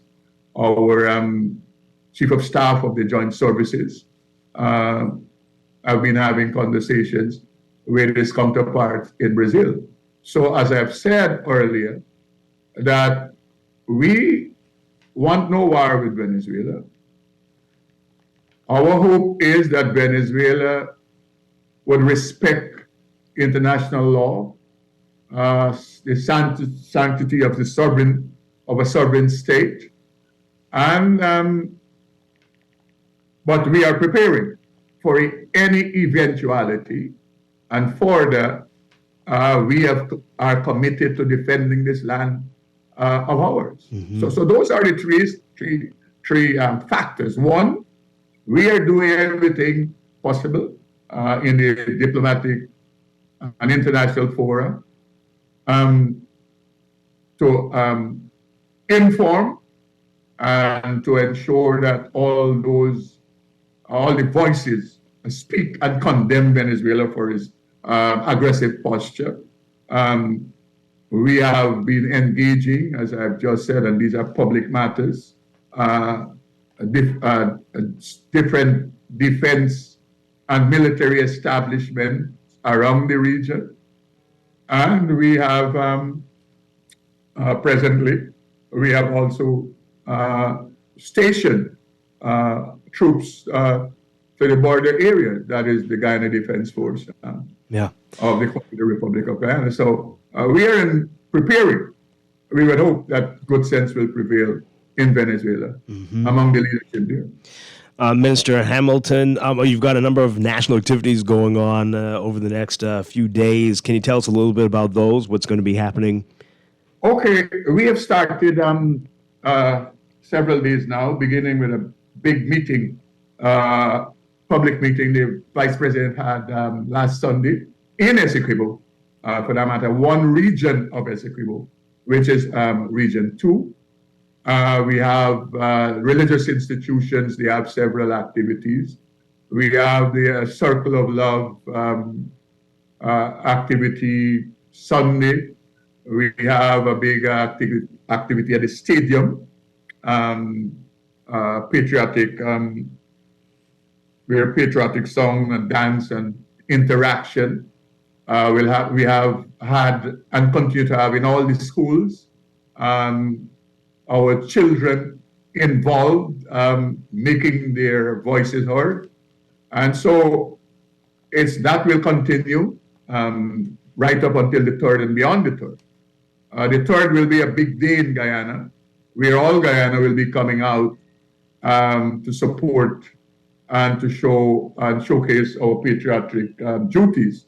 So those are things that are happening. We expect also Guyanese, and we know that are in the diaspora also to be holding activities where they reside. Mm-hmm. So in Guyana, all regions, it is not a Georgetown capital thing. Guyana is, for management purposes, we have 10 administrative regions. So in all the regions, we will be having activities. 4 of our 10 regions are in the Essequibo.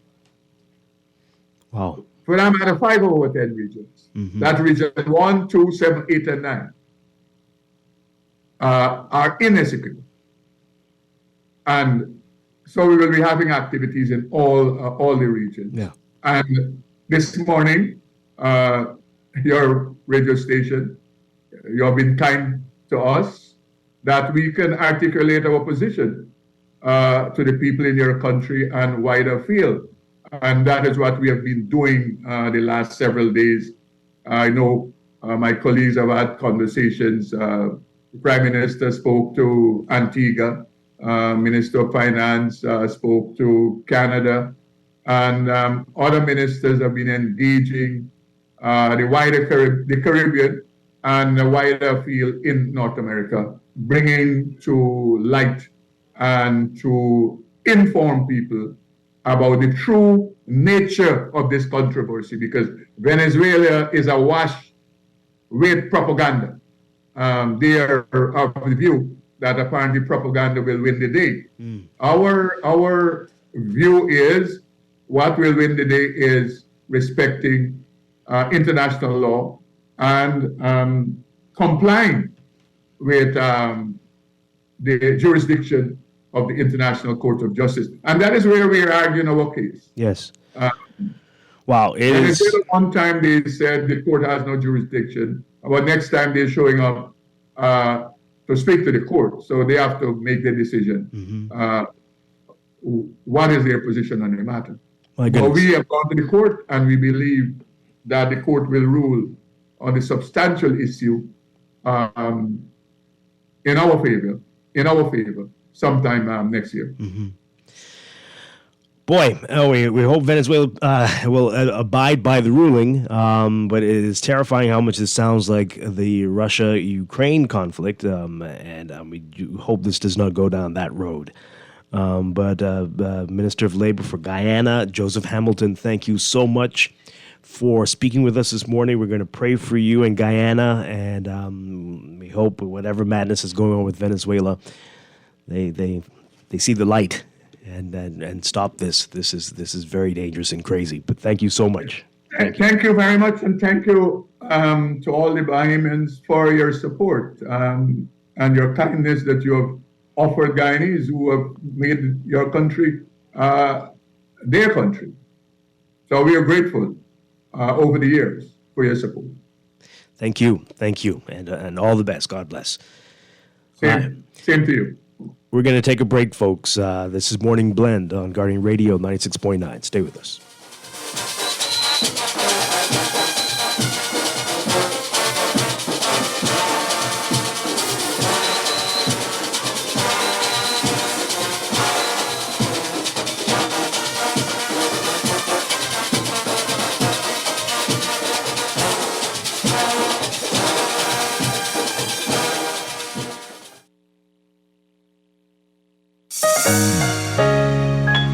Get ready to jingle all the way to Christmas with Fidelity's festive giveaway with over $10,000 in cash and prizes up for grabs. Apply for a loan or open an ASU savings account for a chance to win big. Visit any of our branches for more details. Terms and conditions apply.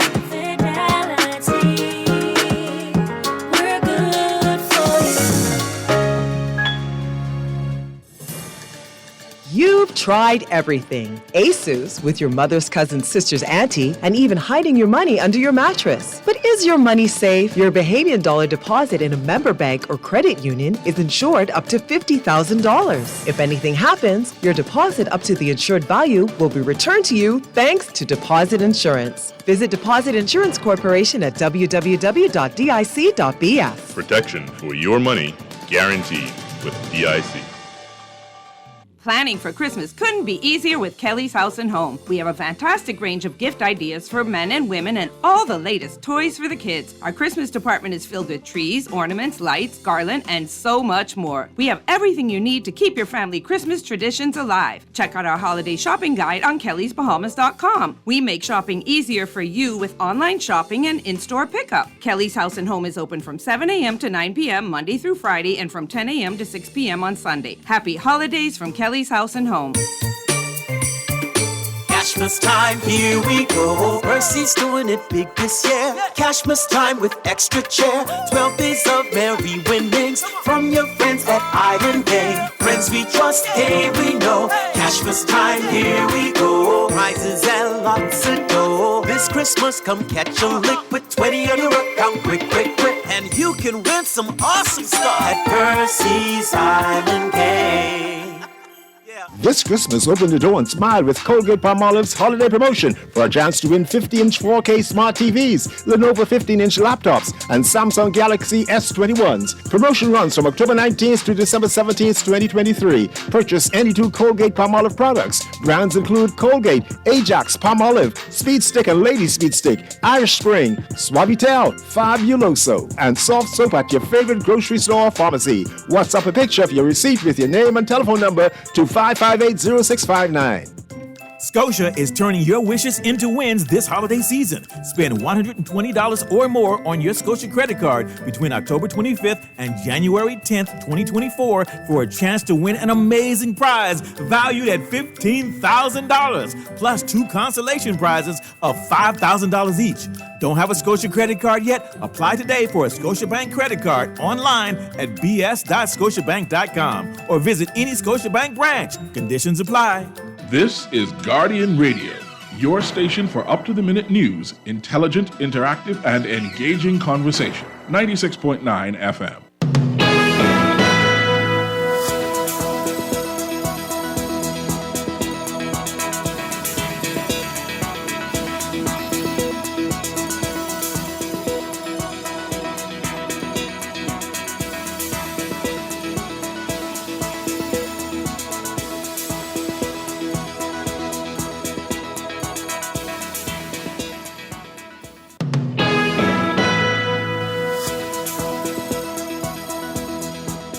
It is time for another check of your weather for today, brought to you by Tingsmas Market and Eyes of Bahamian Buddy.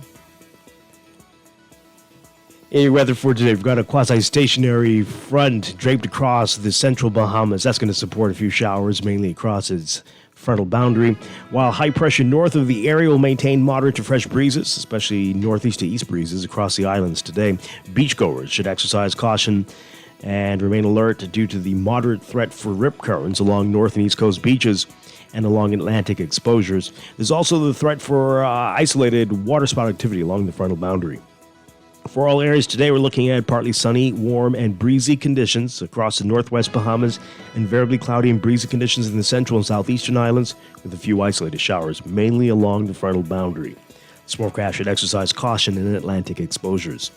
Temperatures today getting up to around 81 Fahrenheit, 27 Celsius. Overnight lows tonight getting down to 72 Fahrenheit, 22 Celsius. In your extended outlook, the frontal boundary across the central Bahamas will eventually dissipate. High pressure anchored north of the area will maintain moderate to fresh breezes, while shifting further east into the Atlantic, and this will allow for winds to become more east to southeast into the weekend. So for Friday, tomorrow, partly sunny, warm, and breezy with isolated showers. Variably cloudy with a stray shower or two possible at night. Same for Saturday, partly sunny, warm, and breezy with isolated showers, mainly fair and with stray showers possible at night. It is the final day of the 2023 Atlantic hurricane season, and thankfully the tropics remain quiet. Tropical cyclone formation not expected through the next 7 days. That's your morning blend weather check, brought to you by Eyes of Bahamian Bay, the third annual pop-up Tingsmas Market this Sunday, December 3rd, from 10 a.m. to 6 p.m. Collins House, Shirley Street. Enjoy shopping, food, drinks, entertainment, giveaways, kitty corners, and more. Tickets are $10 adults, $5 for children. The Eyes of Bahamian Bay third annual pop-up Tingsmas Market this Sunday.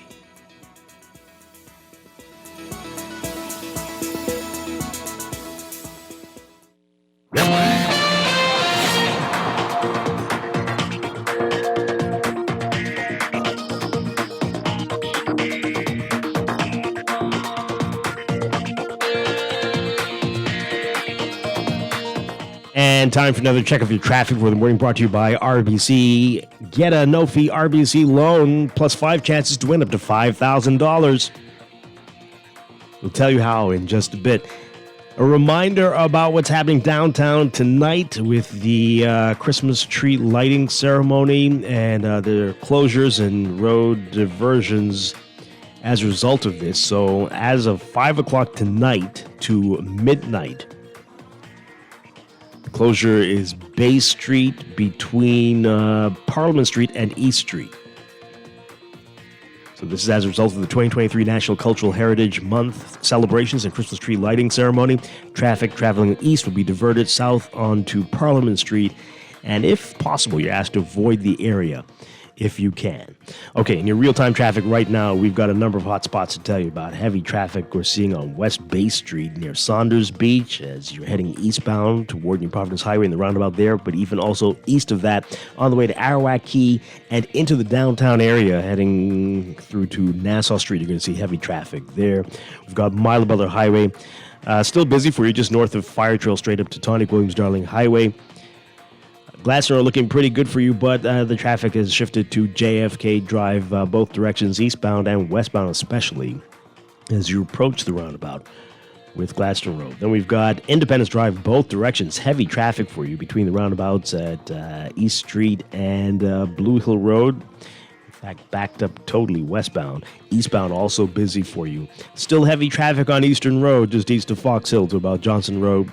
And Soldier Road looking busy for you from north and south of the intersection with Prince Charles Robinson Road. Not looking pretty, especially northbound for you. And Robinson, very busy west bound from Prince Charles straight through to Old Trail if you're heading westbound this morning. Those are your hot spots. That's your real-time traffic and your morning blend traffic alert. Traffic alert brought to you by RBC. Learn more at rbc.com/Caribbean/Christmas Cash. We'll be back with more morning blend after these messages here on Guardian Radio 96.9.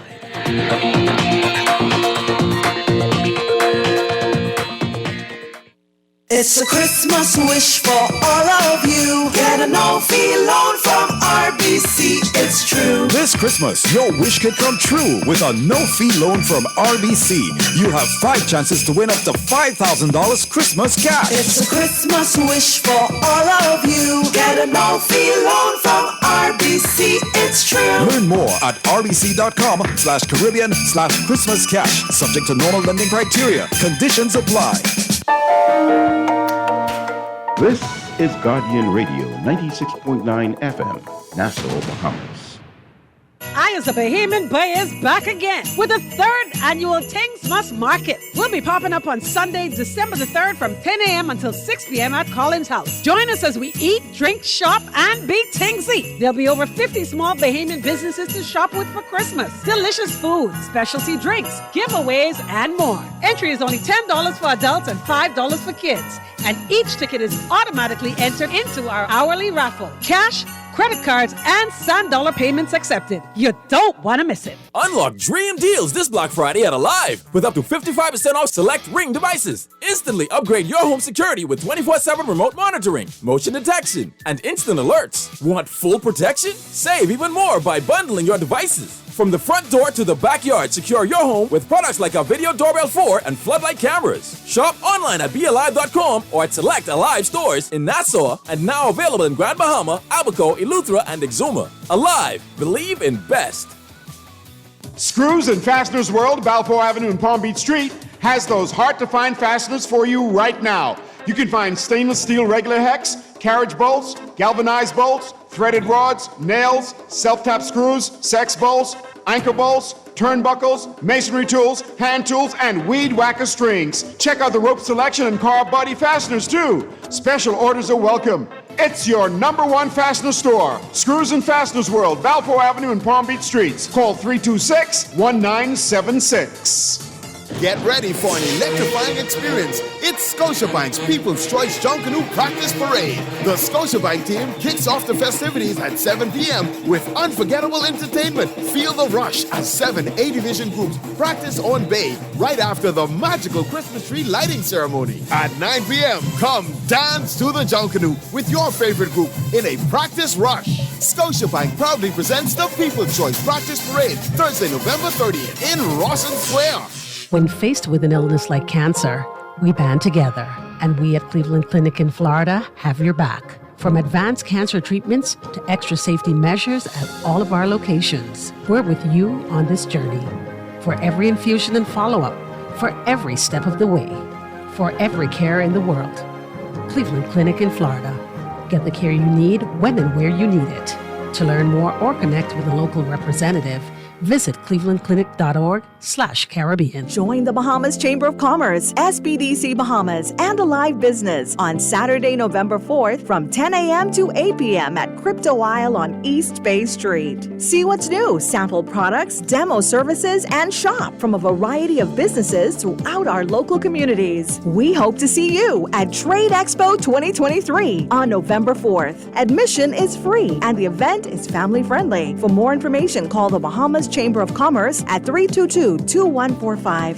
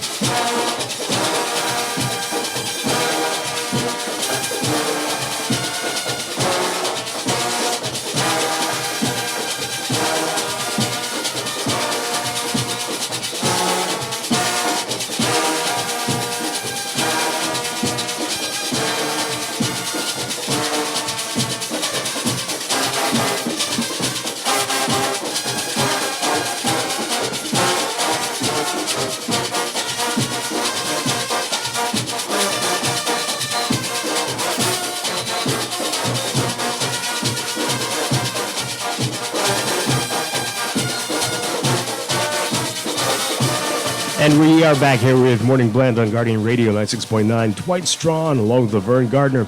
All right, Laverne, we just got an update on the traffic. So it's with the road closure tonight, it's even bigger than what we were told. Bay Street is going to be closed from 4 p.m.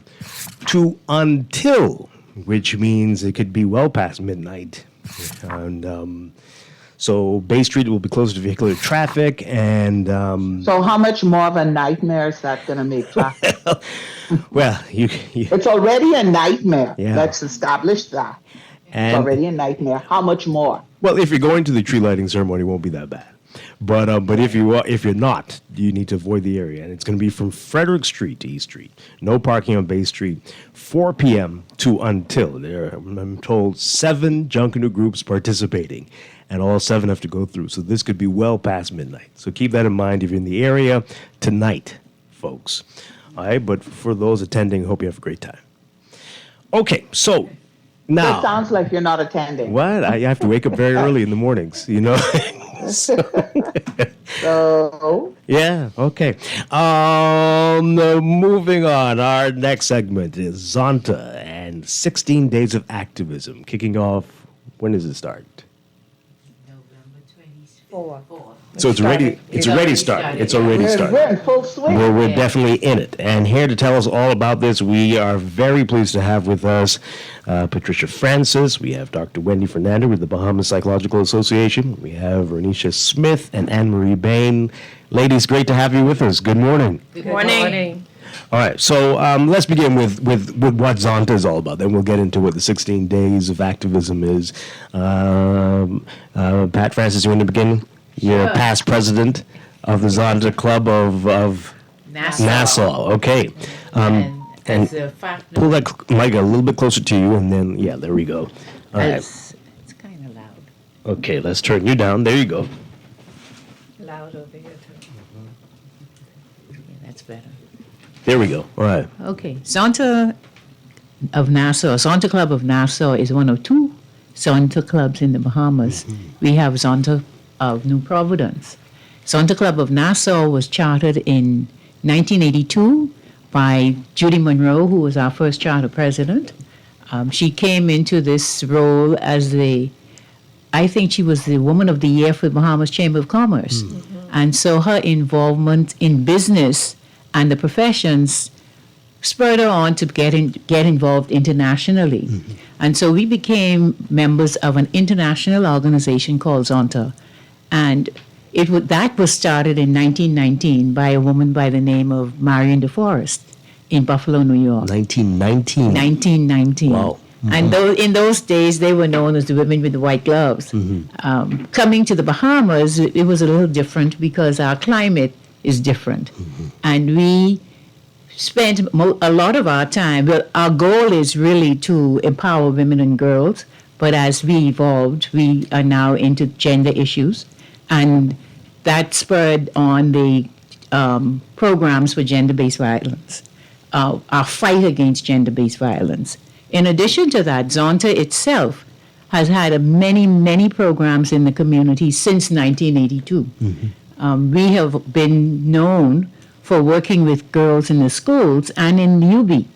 We have a junior club in St. John's College. We had one in St. John's College. We had one in St. Anne's, and we also have one now in Aquinas College. Wow. At this time, we also have a Golden Z Club, which is the university side of Zonta, and that is at UB, and it's headed by Lady Camille Barnett. Been there for quite a long time, doing wonderful work in the community. We also have some of our programs that are existing as we speak. The PACE program, which is a program for girls. We have another program called COF10, which is an outreach program, an educational program for young women. At this time, we have also been very lucky or fortunate to have presidents who have been very influential in the community. Our current president is Sonia Brown, and she has been doing phenomenal work in the community, as well as accessing and sourcing funding to make sure that our programs run successfully. We have just recently donated some $100,000 to the building up of the Girl Guides program. They are now finishing a building, and so our president was very instrumental in helping them source the additional funds that they needed. Wow. We are sitting members at the United Nations, and in response to that, we have had a program called the United Nations Essay Competition, where we've run this competition through the schools, and the winning essay. The winner of the essay competition is given a trip to the United Nations when our delegation goes to sit in the November sitting. Very important role because you don't find NGOs sitting at that level. Right. And I could remember when we did the rights of the child, we had Zonchans from Nassau sit in the assembly while they made some very important signed some very important treaties to ensure that young children were protected. As we move along, we have an awesome role at this time because we're not only focusing on girls, we're focusing on boys and the family. And so with this 16 days of activism, that is the whole push to ensure that the whole family is recognized and programs are provided for their inclusion, because basically what we're saying is it is time for inclusion. And so Zonta has come forward, we've stepped up to the plate, and we're going to make a difference. And that's why we have the young ladies here, and they'll take it from here. All right. Anne-Marie, look like you're about to say something there. Hi, good Anne-Marie morning. Bain. Thank you, Get Pat. a little closer to that mic there. Yep, there we go. As Pat mentioned, this time of the year, our focus is really on our campaign against gender-based violence. And the campaign began on November 25th, the International Day for the Elimination of Violence Against Women, and it ends on December 10th, Human Rights Day. So I'd like to just point out some of our activities for this event. And because of our current state of the society, we've extended the campaign from gender-based violence to include violence generally. And so the theme this year is preventing gender-based violence through healthy relationships. And one of our signature events is our orange ribbon tying. And we have oranged the town of Montague for the Best of the Best regatta. Our orange, beautiful ribbons are just bursting over there at Montague, and we have a banner which says, Zonta says no to violence. And so it includes violence against boys, girls, the whole family. And in addition to just the orange ribbon tying, we also have a number of initiatives. One of the initiatives is a poster competition that's going to run in the schools. It started on November 24th and will run through beyond the campaign through to February 16th. We know this is a very difficult time of year for students because they're in the middle of exams. Right. And so we've extended it so that nobody has an excuse to say that they're, this time they cannot focus on it. They can take some time during the Christmas break to do their paintings for the poster and then have it ready for February. What does the poster competition entail? What are they supposed Well, to do? it's just to depict what children feel involves their relationship or what they have seen related to violence in their community, in their home, their school, whatever. Like I said, the theme is preventing gender-based violence through healthy relationships. So anything that relates to that is what we expect to receive. The poster competition is actually an online competition. So we're asking students to post their posters to our website, and the posters that receive the most likes will be declared the winners. And I'd like to give a shout out and a thank you to the U.S. Embassy who is partnering with us in this poster competition, and they're providing the prizes, technical prizes for the first place winners. So we thank them for their support in this event. Excellent. Additionally, we're doing a number of radio talk shows trying to get the word out, talking about gender-based violence, and advocacy is very important because the more we speak about it, the more people realize that this action is not right. And so the number of reports we expect related to violence will increase.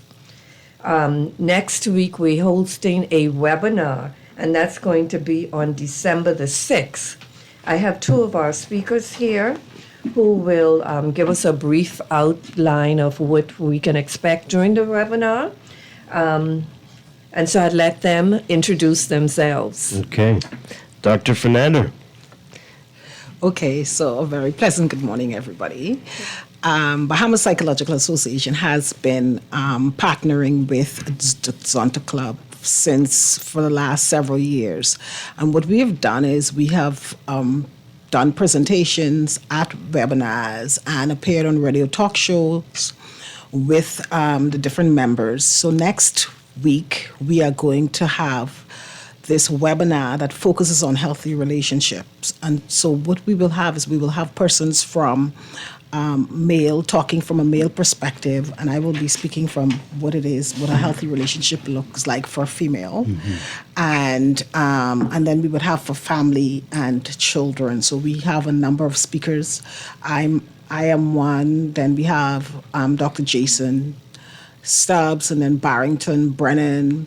So I think that's, and of course she will be sharing as well. So this is what this looks like for us. she's given me the paper. Yes, and Dr. Deetra Bethel will be moderating. The other person will be Cleopatra Christie, who is going to be presenting she's the legal advisor at the Crisis Center, and she will be presenting from the community perspective. Mm-hmm. Okay, so that's what it looks like for us. And Renisha Smith will be she's a Zonta member, and she's a survivor, and she'll be presenting from that perspective as well, and she would share. Okay, Renisha, we'll get to you in a second. Dr. Fernando, let's talk about it. How are things? How bad are things right now? What are we seeing out there? In regards to gender-based violence in general, and just the way we interact with each other. Well, I one thing for certain is I'm sure that we can all tell what it looks like as it relates to violence in general, right? You just need to check social media, listen to the news. As it relates to gender-based violence, I said on Monday when I was here that we don't have data, right? We depend on the police data, and we know that that's an underestimation as to what it looks like out there. What we do know is that there are certain factors that contribute to gender-based violence. And if we were to look at, and the World Health Organization at the very onset of the COVID pandemic had predicted and had forewarned that there would be an increase. Now we've just come out of, we also had just before COVID, we had Dorian. And so we know the factors are the stress, poverty, those are some of the factors that contribute to gender-based violence. And so we can extrapolate from that then that there has been an increase. Now, what I can say to you is anecdotally, we have had reports. We don't have anything that I can say if there's been a 10% increase, a 5% increase. But as I said, if we go by what the factor says, what research says, then there has been an increase in gender-based violence. One of the things to bear in mind, and I think when she shares, it's going to be abundantly clear, is people hardly talk about it. It's an accepted thing. It's like, this is my lot in life, right?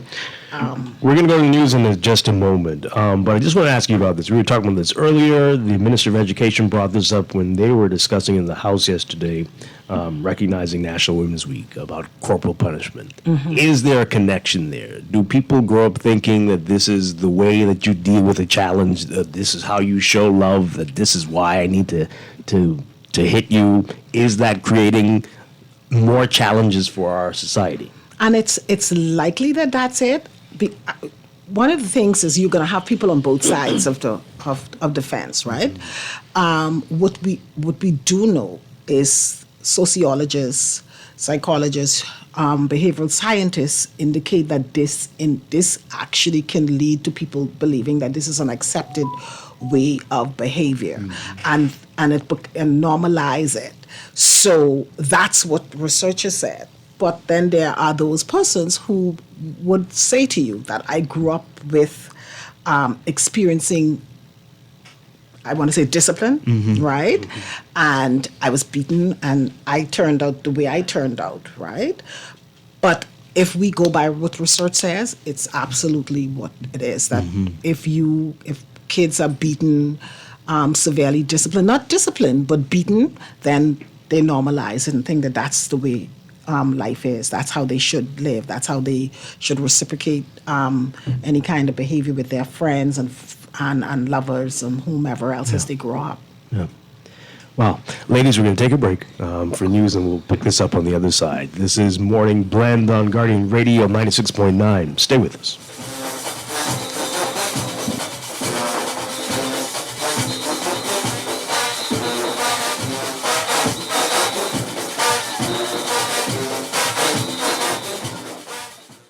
This is Guardian Radio 96.9 FM, Nassau, Bahamas. With as little as $100, you can start earning interest on your money while you're sleeping, eating, or standing in line at the bank with the CFAL Savings Express Plan. Ready to invest? Start by putting $1,000 into our mutual funds and earn interest there too. Because at CFAL, your interest is our interest. Visit CFAL.com to start now.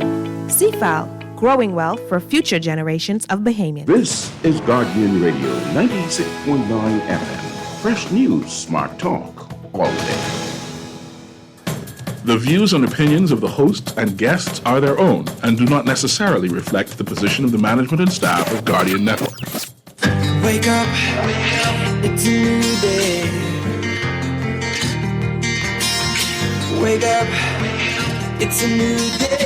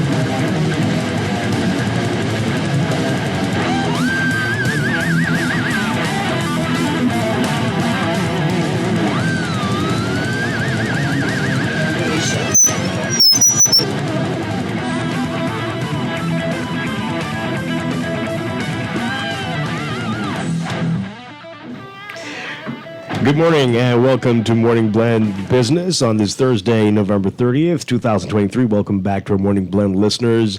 Once again, Dwight Strachan along with Laverne Gardner.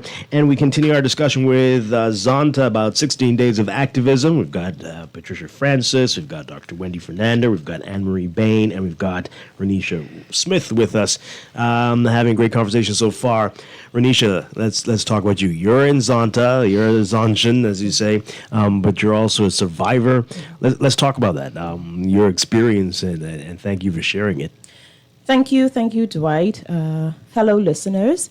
So I joined Zonta last year in hopes of the same moment here. I did not plan this moment. However, I am here by God's grace and mercy. So I will be speaking at the webinar December 7th, Thursday at 6:30 p.m. And not want to give out too much, but I just want to say generally that persons think that abuse is only physical. Abuse is not only physical. Abuse is financial, it's emotional, it's also verbal. And that's a lot of what I guess I experienced. I heard American psychologist Dr. Thema Bryan say that trauma does not have a hierarchy. And she went on to say that you may say, okay, well, I'm not getting hit on, but every day you're being verbally abused. The person is withholding money from you. Those are forms of abuse, right? And I think that because it is so prevalent in today's society, okay, if you're not with the spouse or you're not with your boyfriend or girlfriend, that they withhold money from you, that's normal. That is a form of abuse. If someone is speaking to you in a way that you don't want them to speak to you or you don't appreciate them speaking to you, that is also a form of abuse. Again, we grew up in homes that it is very prevalent. You see your mother going through it, your grandmother, so on and so forth. So this is sort of a norm for a lot of persons. So in my speech, I guess I will just kind of downplay the myth or the taboo that it is normal, because it is not. You also hear a person say that, okay, well, at least it's not that bad. At least I'm not experiencing the hitting. At least I'm not experiencing this. Again, you are dismissing or downplaying the trauma that you have been through, right? So, for example, if I'm a person who grew up in a home, very sheltered, and then one day I see a fight, that is also a form of trauma. That is also, while it may not be abuse, it is also a form of trauma because this is something that I have never noticed before. All right, so again, not wanting to give out too much, that is the synopsis of my speech, I guess, on Thursday. So please, you can go on to Zonta Club of Nassau Facebook page. There is a QR code, and then you can sign up, and then you can just be in the comfort of your own home and listen to the webinar. Mm-hmm. So now I turn it on to... Before you do that, I want to ask you, don't give away too much of what you're going to present on, but I mean, just for people who may be experiencing what you experienced, what advice would you give them, and how did you get out from this situation? Well, I would say this. There is no ideal time. Sometimes it just clicks, and you just like, I am tired of this, I deserve more than this, and I'm going to just leave. It is particularly hard for married persons. Why I say that is I'm not diminishing if a single person goes through it. It is particularly hard because then you think about the marriage. If you're in church, you think about your church-based or your faith-based community. You also think about the kids. How will it impact them? Maybe if I stay another 5 years when they're this age, then it won't be as bad, you know? So all of that you have to think about. With a single person, they sometimes think about what will my friends say? If I leave this person, I depend on this person for financial support. And again, that is also seen in the marriage. So I would say my advice is there is no one who can tell you to leave. This is something you have to choose on your own. But what I would say that help is there. If you choose to do that, help is always there. The crisis center is there. We have persons from Zonta who have partnerships with a lot of NGOs. We also have different places in the community that you can go. Social service is also there.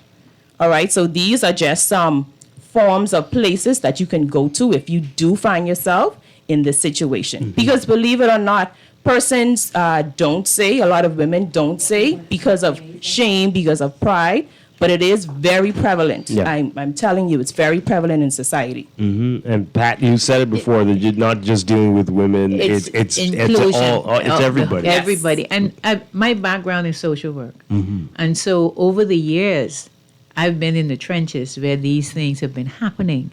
And I found that the Nassau-centric, but the Bahamas itself is couples-oriented. And so a lot of women and men tie their whole existence to the relationship. And so to leave, it's like she said, it's pride. It's not knowing where to hitch your wagon next. It's not knowing how do you operate without the partner on the side of you. Because there's some women who do not get invited to places because they're single. Some women won't go because they don't have a companion to go with. Mm. And so we have the role of, I guess, we have to bear down on what would Jesus say in these circumstances. You have to be based somewhere, and there has to be a higher power somewhere, so that you could say, well, let me find my niche. It may be church, it may be a community organization, like Fernanda says. You can go to the different companies. They have, wherever you work, there's always some human resource area that can take care or direct you to the right place. Yes. But it can't be silent anymore. Mm. It's too prevalent. Mm-hmm. It is holding too many people back, and it is impacting the children. I just saw on social media this morning at a school. Mm-hmm. The children were in a fight, and the parents got into it, and they were on the ground, tumbling. Right here in Nassau this morning. It's terrible. So if you expel the children, what are you going to do with the parents who are on the ground? So, yeah. You have a tough battle, though, because listen to this text message. OMG, Dwight, I actually am catching your show again for the first time in a while, and y'all are back on this gender-based foolishness again. Everything a man does is abuse, even breathing. Just say that. Even though you said it, you're not just focusing on women, it's men as well. Yeah, but people, we get those type messages all the time. People don't want to hear this, don't want to talk about it. They're tired of us talking about it. What do you say to? Mm-hmm. That's okay, because then we know where we have to target our message. we have to be more inclusive of our men. And I agree. A lot of things that we do is female-based oriented. We had a women's desk. You didn't have a man's desk. Now you have a man's desk, but it isn't working or operating as successfully as the women. And why? You need to do these things together. You cannot go out there and say, I'm going to pluck this or pluck that. You have to have this inclusion to ensure that everybody is involved and that everybody get the message the same way. You may not manifest it, but at the same time, the right information is being passed along. And we have to do it, you know, and we have to talk to people like that. And I don't have a problem with that. Wow. Dr. Fernando, you look like you want to say something. So, absolutely agree with what you've had to say. I think it's important to remember when people hear the word gender, they often ascribe it, think that we're talking against males, right? Or men. But gender includes both men and women, okay? And I mean, we just need to set that straight. But I agree with you as it relates to, because I'm one of those who've been a proponent who've said that in our society, while women are disadvantaged, I believe that our men are just as disadvantaged. Now, that is something that I am sure that I would be challenged on. But if you look at the university, the amount of students in the university, you would have 25 females, and you may have 1 or 2 males. If you look at the work environment, if you drive on the streets, the persons who are hanging out on the streets are men. And you talk about the female, the women's desk and the men's desk, and the fact that the men's desk is not working. It's because it hasn't been around for as long. And what has also happened is it's stigmatized to a certain degree.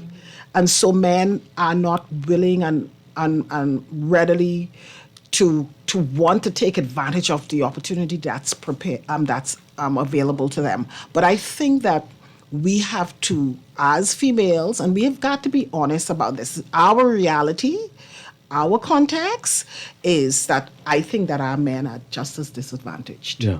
Now, as for the gender-based violence, that's different, right? But I'm talking about disadvantages as it relates to education and employment. Yeah. Good morning, Dr. Fernanda. Question for you. Laverne and Grand Bahama. Sorry. Hi, Laverne. I find myself, it's like, where's the the expressions, you should have seen them, Laverne. They're like the Lord has come down. I've been listening. Go ahead, Laverne. Intensely, but what I wanted to ask, do you think that our culture has created an environment, and I'm just talking about the perspective of men being disadvantaged in some way.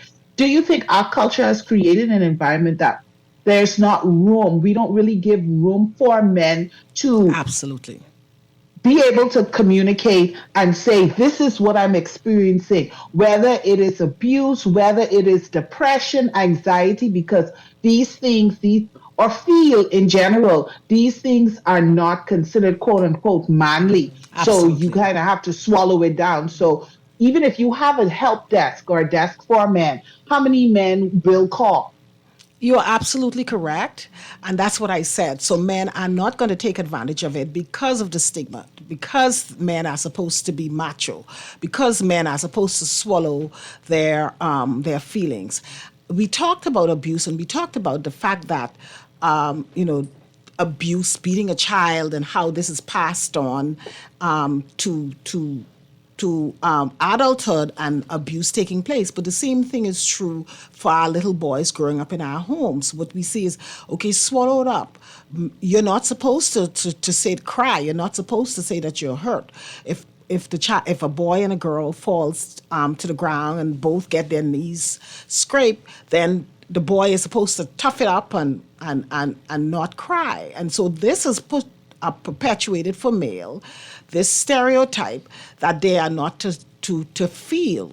And I believe even though there is an incident, even though we know that depression and anxiety occurs most in female, and again, I want to question, and I think research is now showing that it is that women are just the ones who come forward and present and say, here I am, I'm depressed, I'm anxious, I'm having difficulty sleeping. When for men, oftentimes it's maladaptive coping mechanism. And so what we see violence, we see aggression, we see substance use disorder.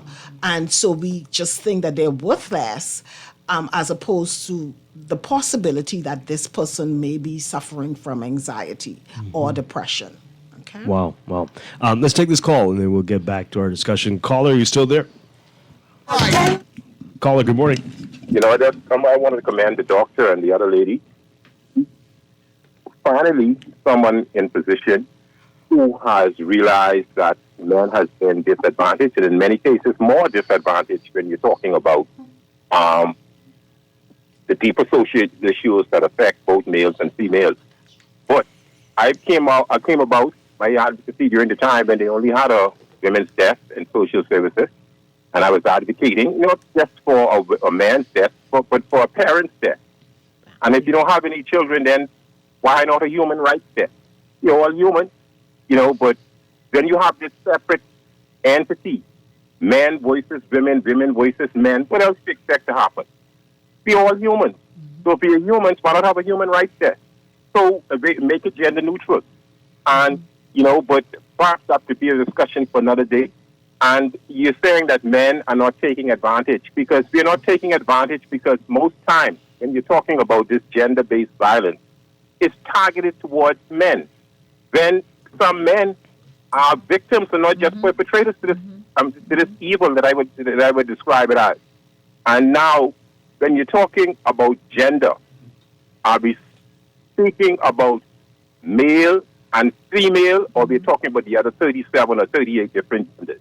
This is what is clouding the issue, because we have become so enlightened. Male and female, I believe that's what we were talking about, right? Yes. Okay. Thank you very much. Right. And that will still cover everything. Right? Yeah. All right.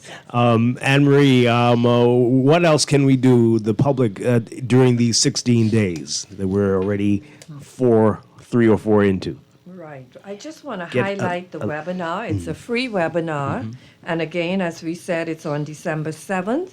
And our focus really is on preventing violence for everyone. It's general. We're saying no to violence, period. The webinar will focus on both the family, male, female. The presenter for the male perspective is Barrington Brennan. The presenter for the female perspective is our Dr. Wendy Fernando, who is here with us. And children perspective is Dr. Jason Stubbs. He's a Bahamian, but he's working in counseling. He's a psychologist, marriage and family therapist located in Memphis, Tennessee. And the community perspective is Cleopatra Christie. She's an administrator and legal advisor with the Bahamas Crisis Center. And you heard from our survivor, our very own Zonchan Renisha Smith. Also, we have expertise from our moderator, who is Zonchan Dr. Deetra Bethel.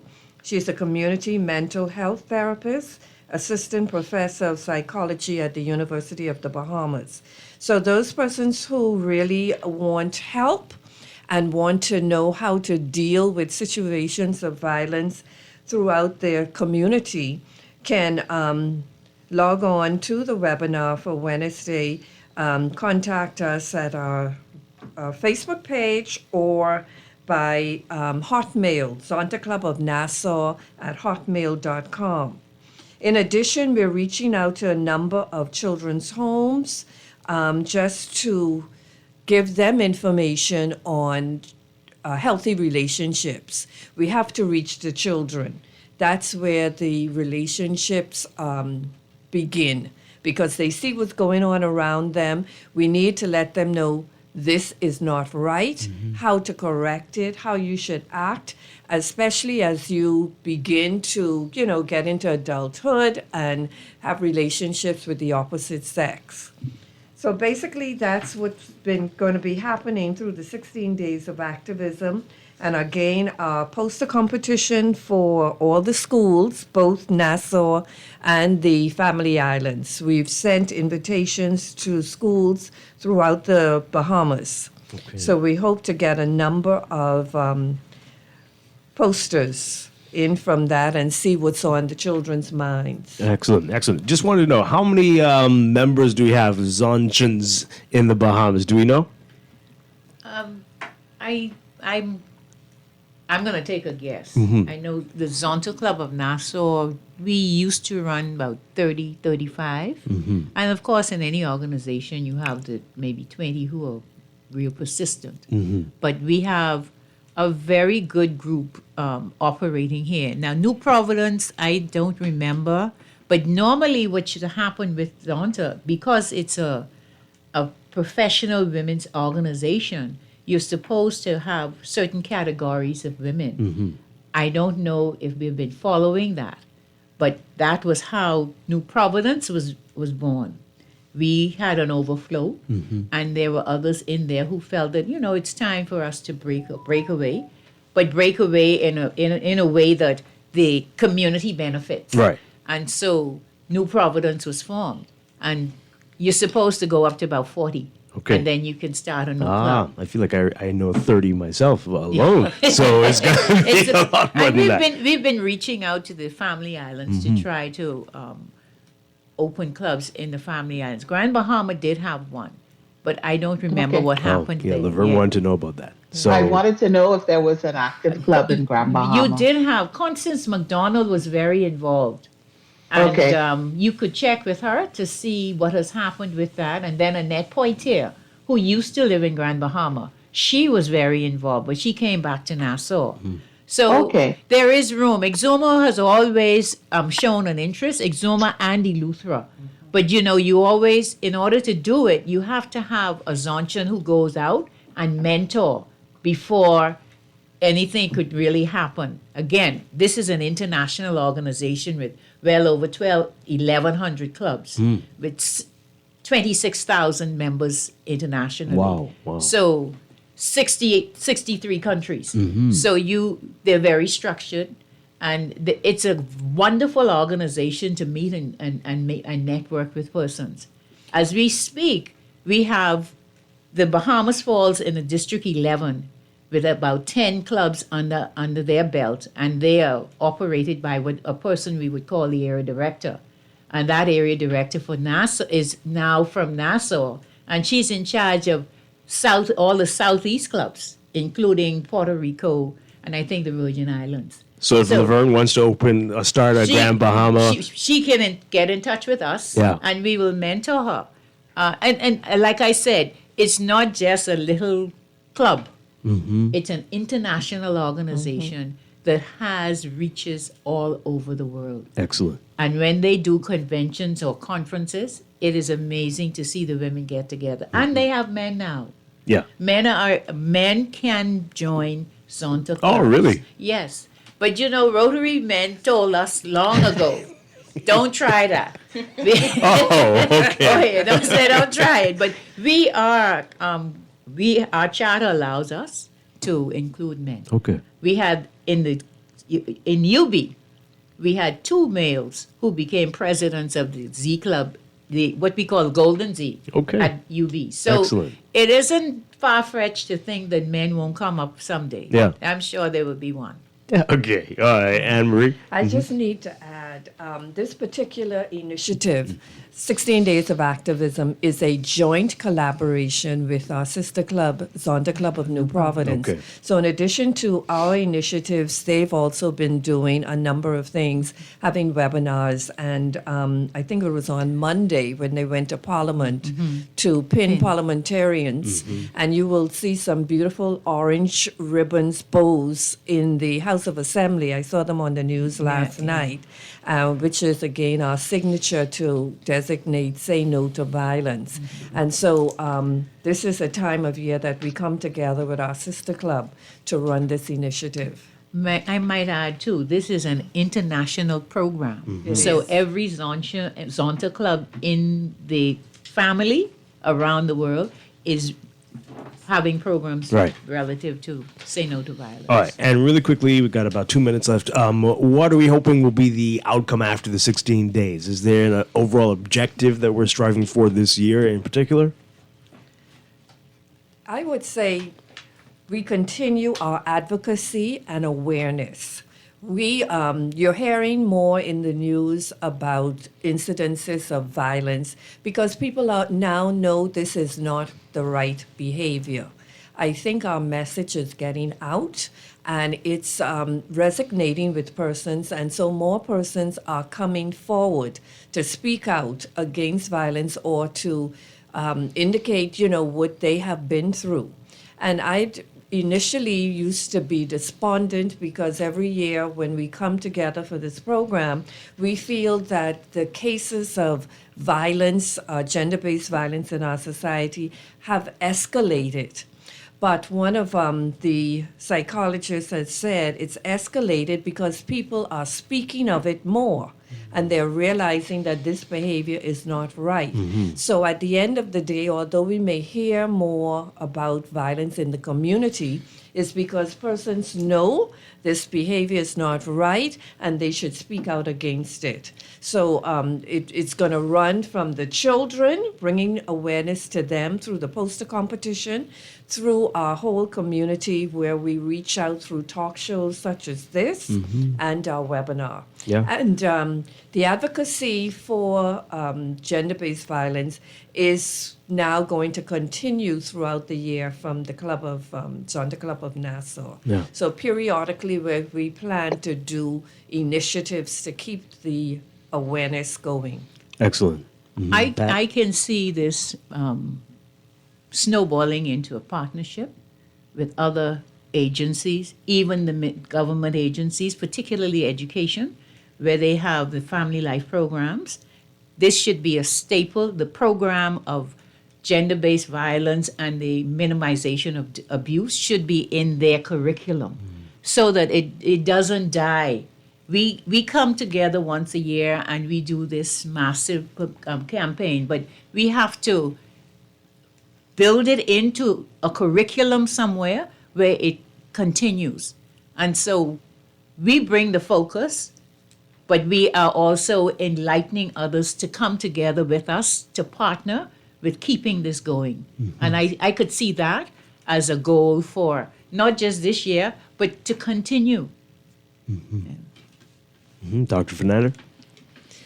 Renisha Smith? As to whether there has been an increase in gender-based violence, I totally agree with you with the awareness. So don't lose heart. The fact that the information is getting out there, and we know for any change to occur, education has to take place. And so because it's out there, what you will hear is more and more persons are coming to the fore and reporting it. It's almost contradictory to what I said initially in terms of the fact that persons who have experienced gender-based violence, and I appreciate Renisha's sharing in regard to it not just being physical, right? When we think of abuse is not just physical, right? It encapsulates psychological, financial, and emotional. So the fact that people are now aware, and Zonta has been doing this for a while, then people are going to speak up and you're going to see it in the media. And so then it looks as if more and more persons are experiencing. Yeah. But it's been with us for a while. We talked about our discipline, the way we discipline our children, and hence that perpetuate this abuse cycle, right? And so we have to be aware of that. And I think one of the things, as Ms. Francis said, is to have this done in the school curriculum, embedded in the school curriculum, so that people can understand that this is just not normal. Yeah. Okay? Yeah. Thank you. And Renisha Yes. Smith. So I just want to close out and say that if you do know a person, anyone who is in this situation, don't dismiss it. Perhaps have them seek help with the crisis center. They can reach out to the police stations. They can reach out to anyone at Zonta, that's Club of Nassau or Club of New Providence, because help is there. If that person wants help, help is there. Now, they may take their own time getting that help, but at least encourage them to seek help. And one day or the next, they will come around and they will seek that help. Thank you very much. Thank you for sharing your story, and we look forward to hearing more at the webinar. Thank you all so much, and thank you to Zonta, both clubs, for all that you're doing. Ladies, great conversation this morning. Again, Patricia Francis, Anne-Marie Bain, Dr. Wendy Fernander, and Renisha Smith. Thank you, thank you, thank you. Appreciate it. Thank you. We're going to take a break, folks, and be back with more Morning Glen Business here on Guardian Radio 96.9. Stay with us.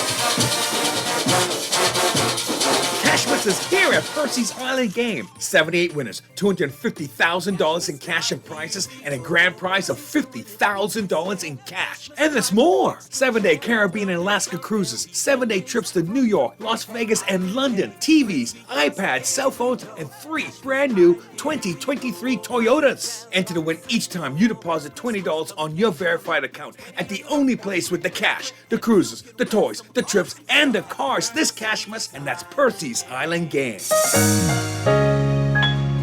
Child, Fidelity can on this year with their new festive giveaway. You could win cash, an iPhone 15, get a bill paid off, PS5, all kind of things. Apply for a loan or an ASUS savings account, and you could win. Try our call them now, yeah? 356-7764.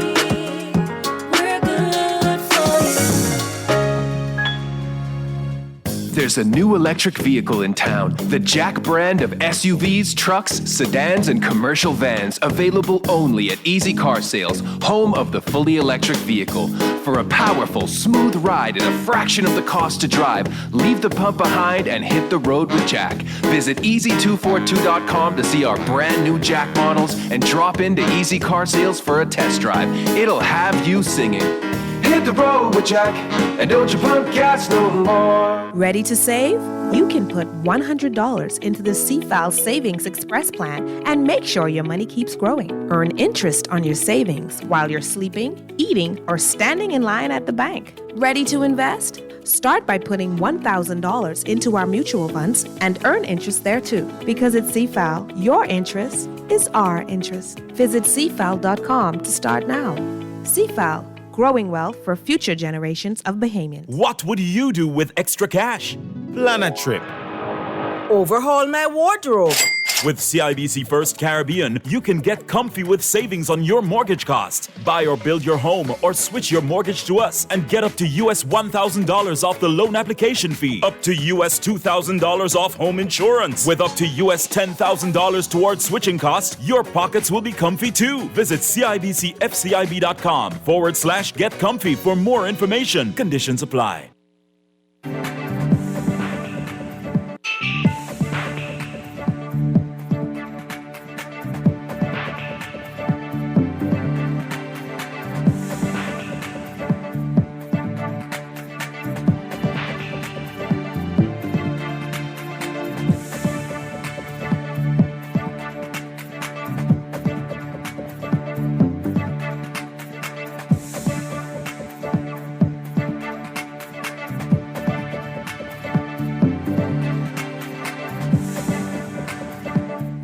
It is time for your morning business report brought to you by CFAL.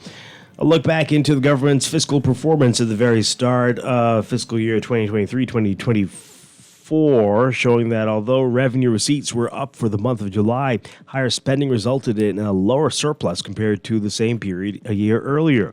The Ministry of Finance, after months of long delays, releasing the monthly fiscal summary report for the month of July, which is the start of the fiscal year. Revenue totaled $264 million for the month, with expenditure at $245.9 million and an $18.2 million surplus.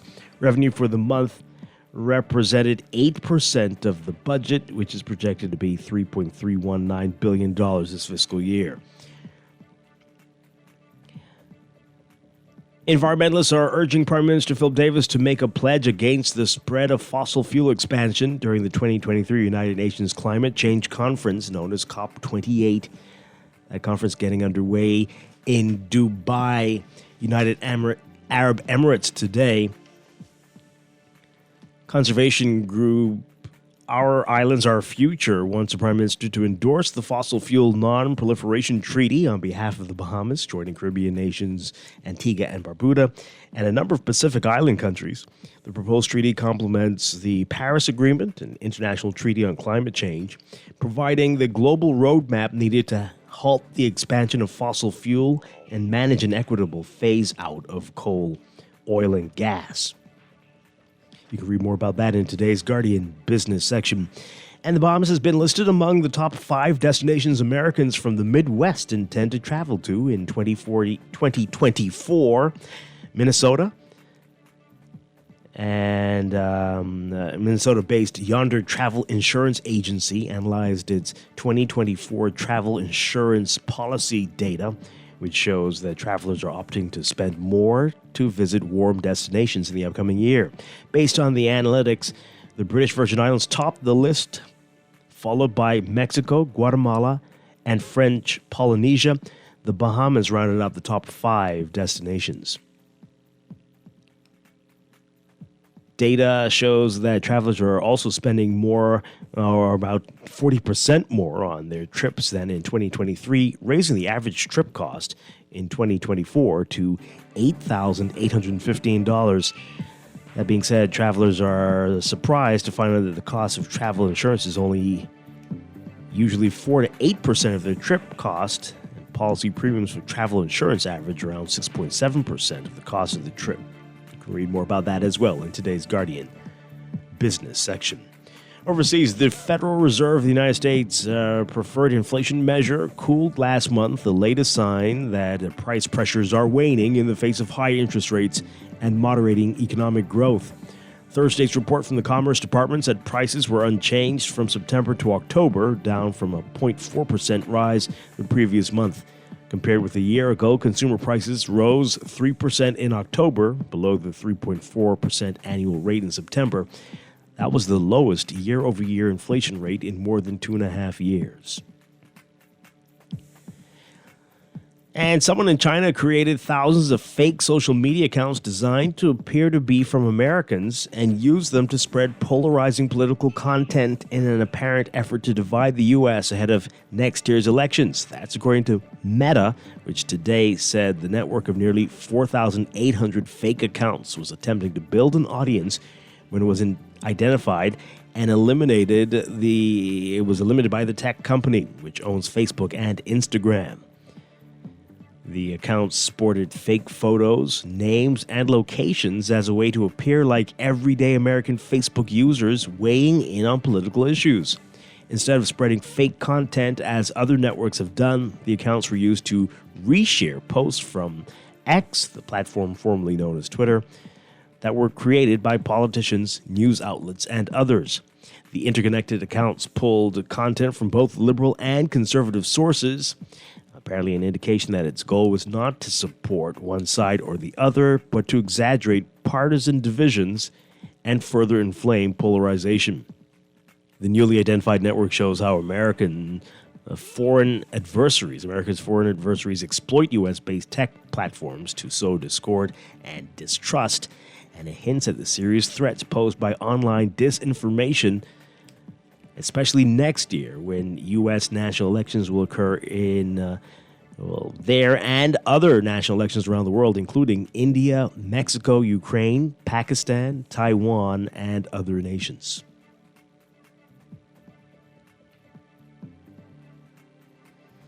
And the OPEC oil cartel, led by Saudi Arabia and allied producers, including Russia, will try to agree today on cuts to the amount of crude they send to the world, with prices having tumbled lately despite their efforts to prop them up.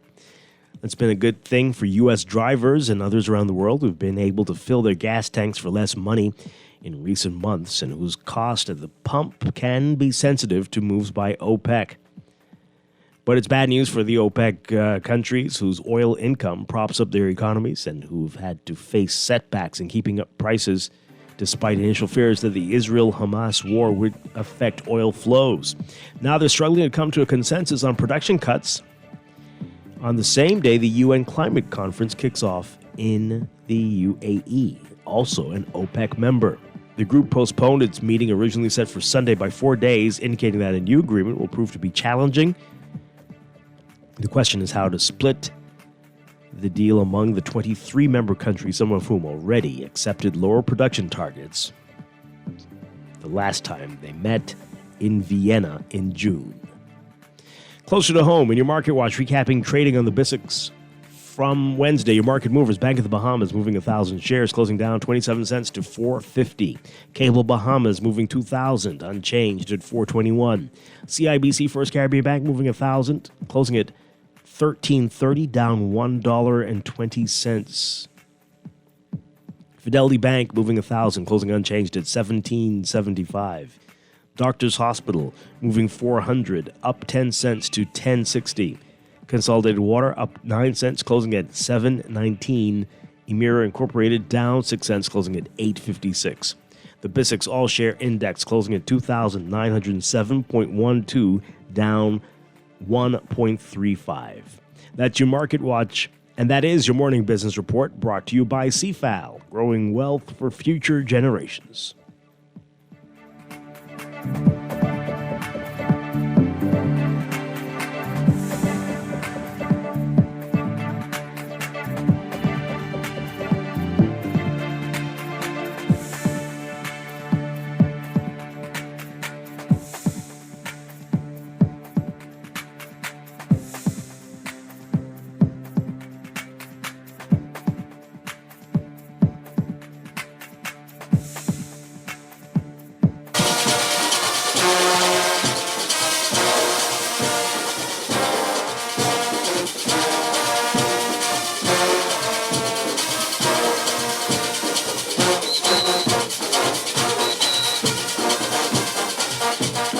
We're back here with our final few minutes of Morning Blend Business on this Thursday morning. Dwight Strachan along with Laverne Gardner. And, Laverne, let's get into it. We didn't have a chance to talk about our discussion with the labor minister from Guyana, Joseph Hamilton. And, folks, if you wanted to share your views on what's happening with Guyana and Venezuela, we can talk about it. Give us a call, 323-6232. 325-4316, 325-4259. Call us toll free, 242-300-5720. Tweet us, Facebook us, text us, 422-4796. Okay, so Laverne, talking with somebody who's saying that, Guyana is going to be fine. The U.S. is not going to let this happen, especially since the oil is there. ExxonMobil is a big part of the oil drilling and all the manufacturing that's going on there, and so Guyana is going to be okay. Well, clearly people in Guyana, clearly their government is not taking it with a grain of salt. The minister said several times, they are prepared to do what they have to do to protect their territory, to protect themselves. Yes, there are other countries, namely the United States, who have investment there. And of course, they're going to be looking to protect their investment. But, you can't take it lightly because they don't know what this is going to escalate to. Let's say that they do get a ruling from the World Court that says Venezuela is not to proceed any further with trying to do whatever it is they're trying to do, which we know is claim this territory. And Venezuela says, well, we don't care. Our referendum came back and said that this is what we're going to do and they're going to proceed. So where do we go from there? You know what I mean? Mm-hmm. So, yeah. I wouldn't just say lightly, take it lightly and say, oh, they're going to be fine because these other people are going to step up. We don't know how this is going to unfold, and I think that we should be paying attention to this. and the outcome of this. Also, I'm concerned because we're not hearing people talk about this, right? This is even, especially the U.S., this is not something they are discussing on the news. Not at all. There might be, maybe the closer it gets to Sunday, a little one-liner about what Venezuela is doing, but this is not something that people have been talking about. The Associated Press has been doing a little bit of coverage, but there's not much in the mainstream, other mainstream U.S. media especially, and I dare say the UK as well, which is we too busy with Palestine and Israel. But I'm just saying. But also, I found it interesting that as Minister Hamilton was speaking, he said that they had gotten verbal. Verbally, different countries have said, no, this isn't right, we're supporting you. But I think that may also make an impact too if these other countries, these other organizations, CARICOM, everybody would begin to publicly speak out and say, we stand with Guyana. We support them 100%. This is wrong with Venezuela. I think that may have an impact as well. Yeah, absolutely. And we're not hearing that even from the Bahamas. Not much. Not just a telephone call because anybody, not calling them up and saying, yeah, man, we with you. No, let's make this public, make a formal stand to say we stand with them. And like you said, we're not really hearing about this. And we should be talking more about this. Absolutely. And let me say this now before Lord, someone said, whatever about Israel and Palestine. I'm just saying, we heard about that. We're hearing about this every day. We're inundated with that. But what is happening right here, which is closer to home, which affects a member of the CARICOM, is very serious. Yeah. And if they had done oil exploration here and they had found oil, we would have been in the same position. Some crazy country would try to claim that they really are the rightful and that is what I thought about this land. While he was speaking, I was saying to myself, what if we were in this position? What if, the exploration that was being done by the company that didn't have any money? I mean, and so unnecessary, Laverne, you did not have to put that in there, but I did. What if they really had found some significant oil? And now there's somebody else that wants to make a claim. Right. Spain says, no, this is still ours. Yeah, we didn't really need to give it to the British. The British say, oh, no, we want them back. Right? The U.S. says, nope, they're really close to us. We're taking them. Right? It could easily happen. This texter here said during the interview, so what does Guyana expect the Bahamas to do about this? We can't even know. They weren't expecting anything. They're just letting people know. There's not an expectation. Were they not listening? No. Everybody's very selfish. Honestly, Minister Hamilton made it extremely clear that Guyana is taking steps and they want the best outcome, but they are preparing for the worst. Yeah. What we can do is if we genuinely support them, we can say that we are supporting them.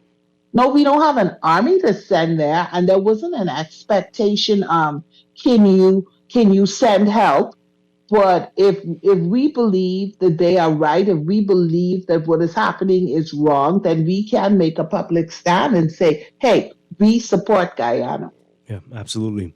But he never asked for help. No. He never asked us for help. No, the texter goes on to say, so let's be clear. We can't even defend or speak up for ourselves. We look for Big Brother to save us, so everyone is supposed to follow international law except Israel and, oh my Lord, and the USA. Oh.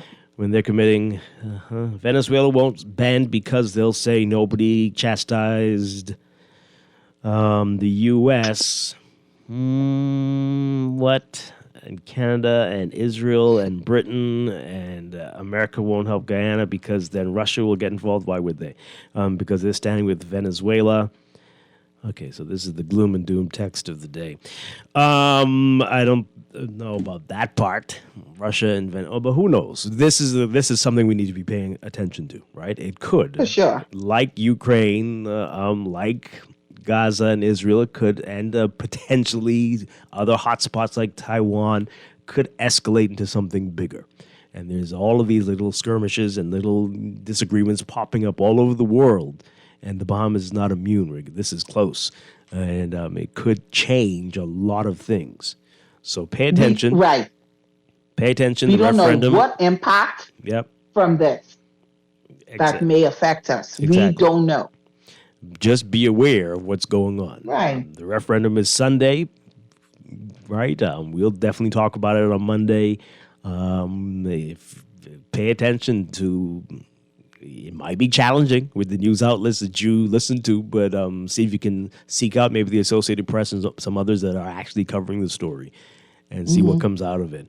Again, it's a desperate country at the moment, and I would be shocked if this doesn't get overwhelming support from the people of Venezuela. As Minister Hamilton was saying, that they're doing a lot of propaganda work in Venezuela to get the folks to believe that they have a claim to this very large piece of the country, Guyana. Right. And so I would be shocked if the referendum fails. But hey, so somebody's asking for the Cliff Notes. I guess you missed the early part of the show, but we've posted it on our social media, on Facebook and on Twitter. You can read a bit about it. You can see the 5 questions with the referendum right there on Twitter or Facebook. If you follow us, Morning Blend 969, and you can get an idea of what's going on there. And Google, there's some articles, interesting articles out there to see what's happening to them. And so we pray for Guyana, wish them all the best. Again, desperate people will do desperate things, and Venezuela falls in that camp at the moment. So we will see. Yeah, we're grasping at whatever, you know. Yeah, my goodness. 2 whole thirds of the country. 2/3. 2/3. It's like, what? I mean, seriously. Wow. Let's see if we can You're squeeze claiming this call. 2/3. Squeeze this call in very quickly. Good morning, call. You're on there. We've got 30 seconds. Good morning to your program, Mama Lady. Morning. First of all, you talk to a young lady about the club. I think that we need more programs like local government and stuff like that to handle the social ills in this country, right? Pardon me? I'm not sure how that would work, and I'm the biggest proponent of local. In the program, remember, we talk about local government, community involved. Okay, Community involved from a local government perspective. Okay, I mean, if you can't get them involved now, the type of decentralization that I'm talking about is not going to make much of a difference. I cannot see it. The community don't provide programs because it's all in the central government. I'm thinking no, that's not correct. And there are tons of programs, tons of them. People just aren't taking advantage of them. So that has nothing to do with it. That's a mindset issue. That's one thing local government can do: make you want to get involved in your community. It will make you want to get into a program. It could do a lot of other things, but then they exist now. There's no reason to blame the all commanding one leader type of system that we have. That you cannot use that as an excuse as to why you don't get involved in community programs.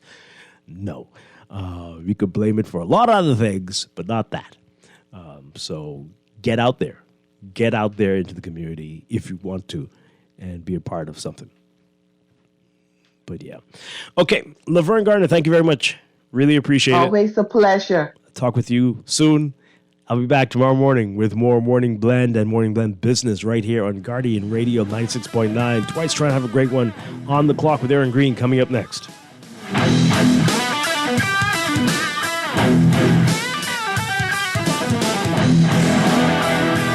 This is Guardian Radio 96.9 FM, Nassau, Bahamas.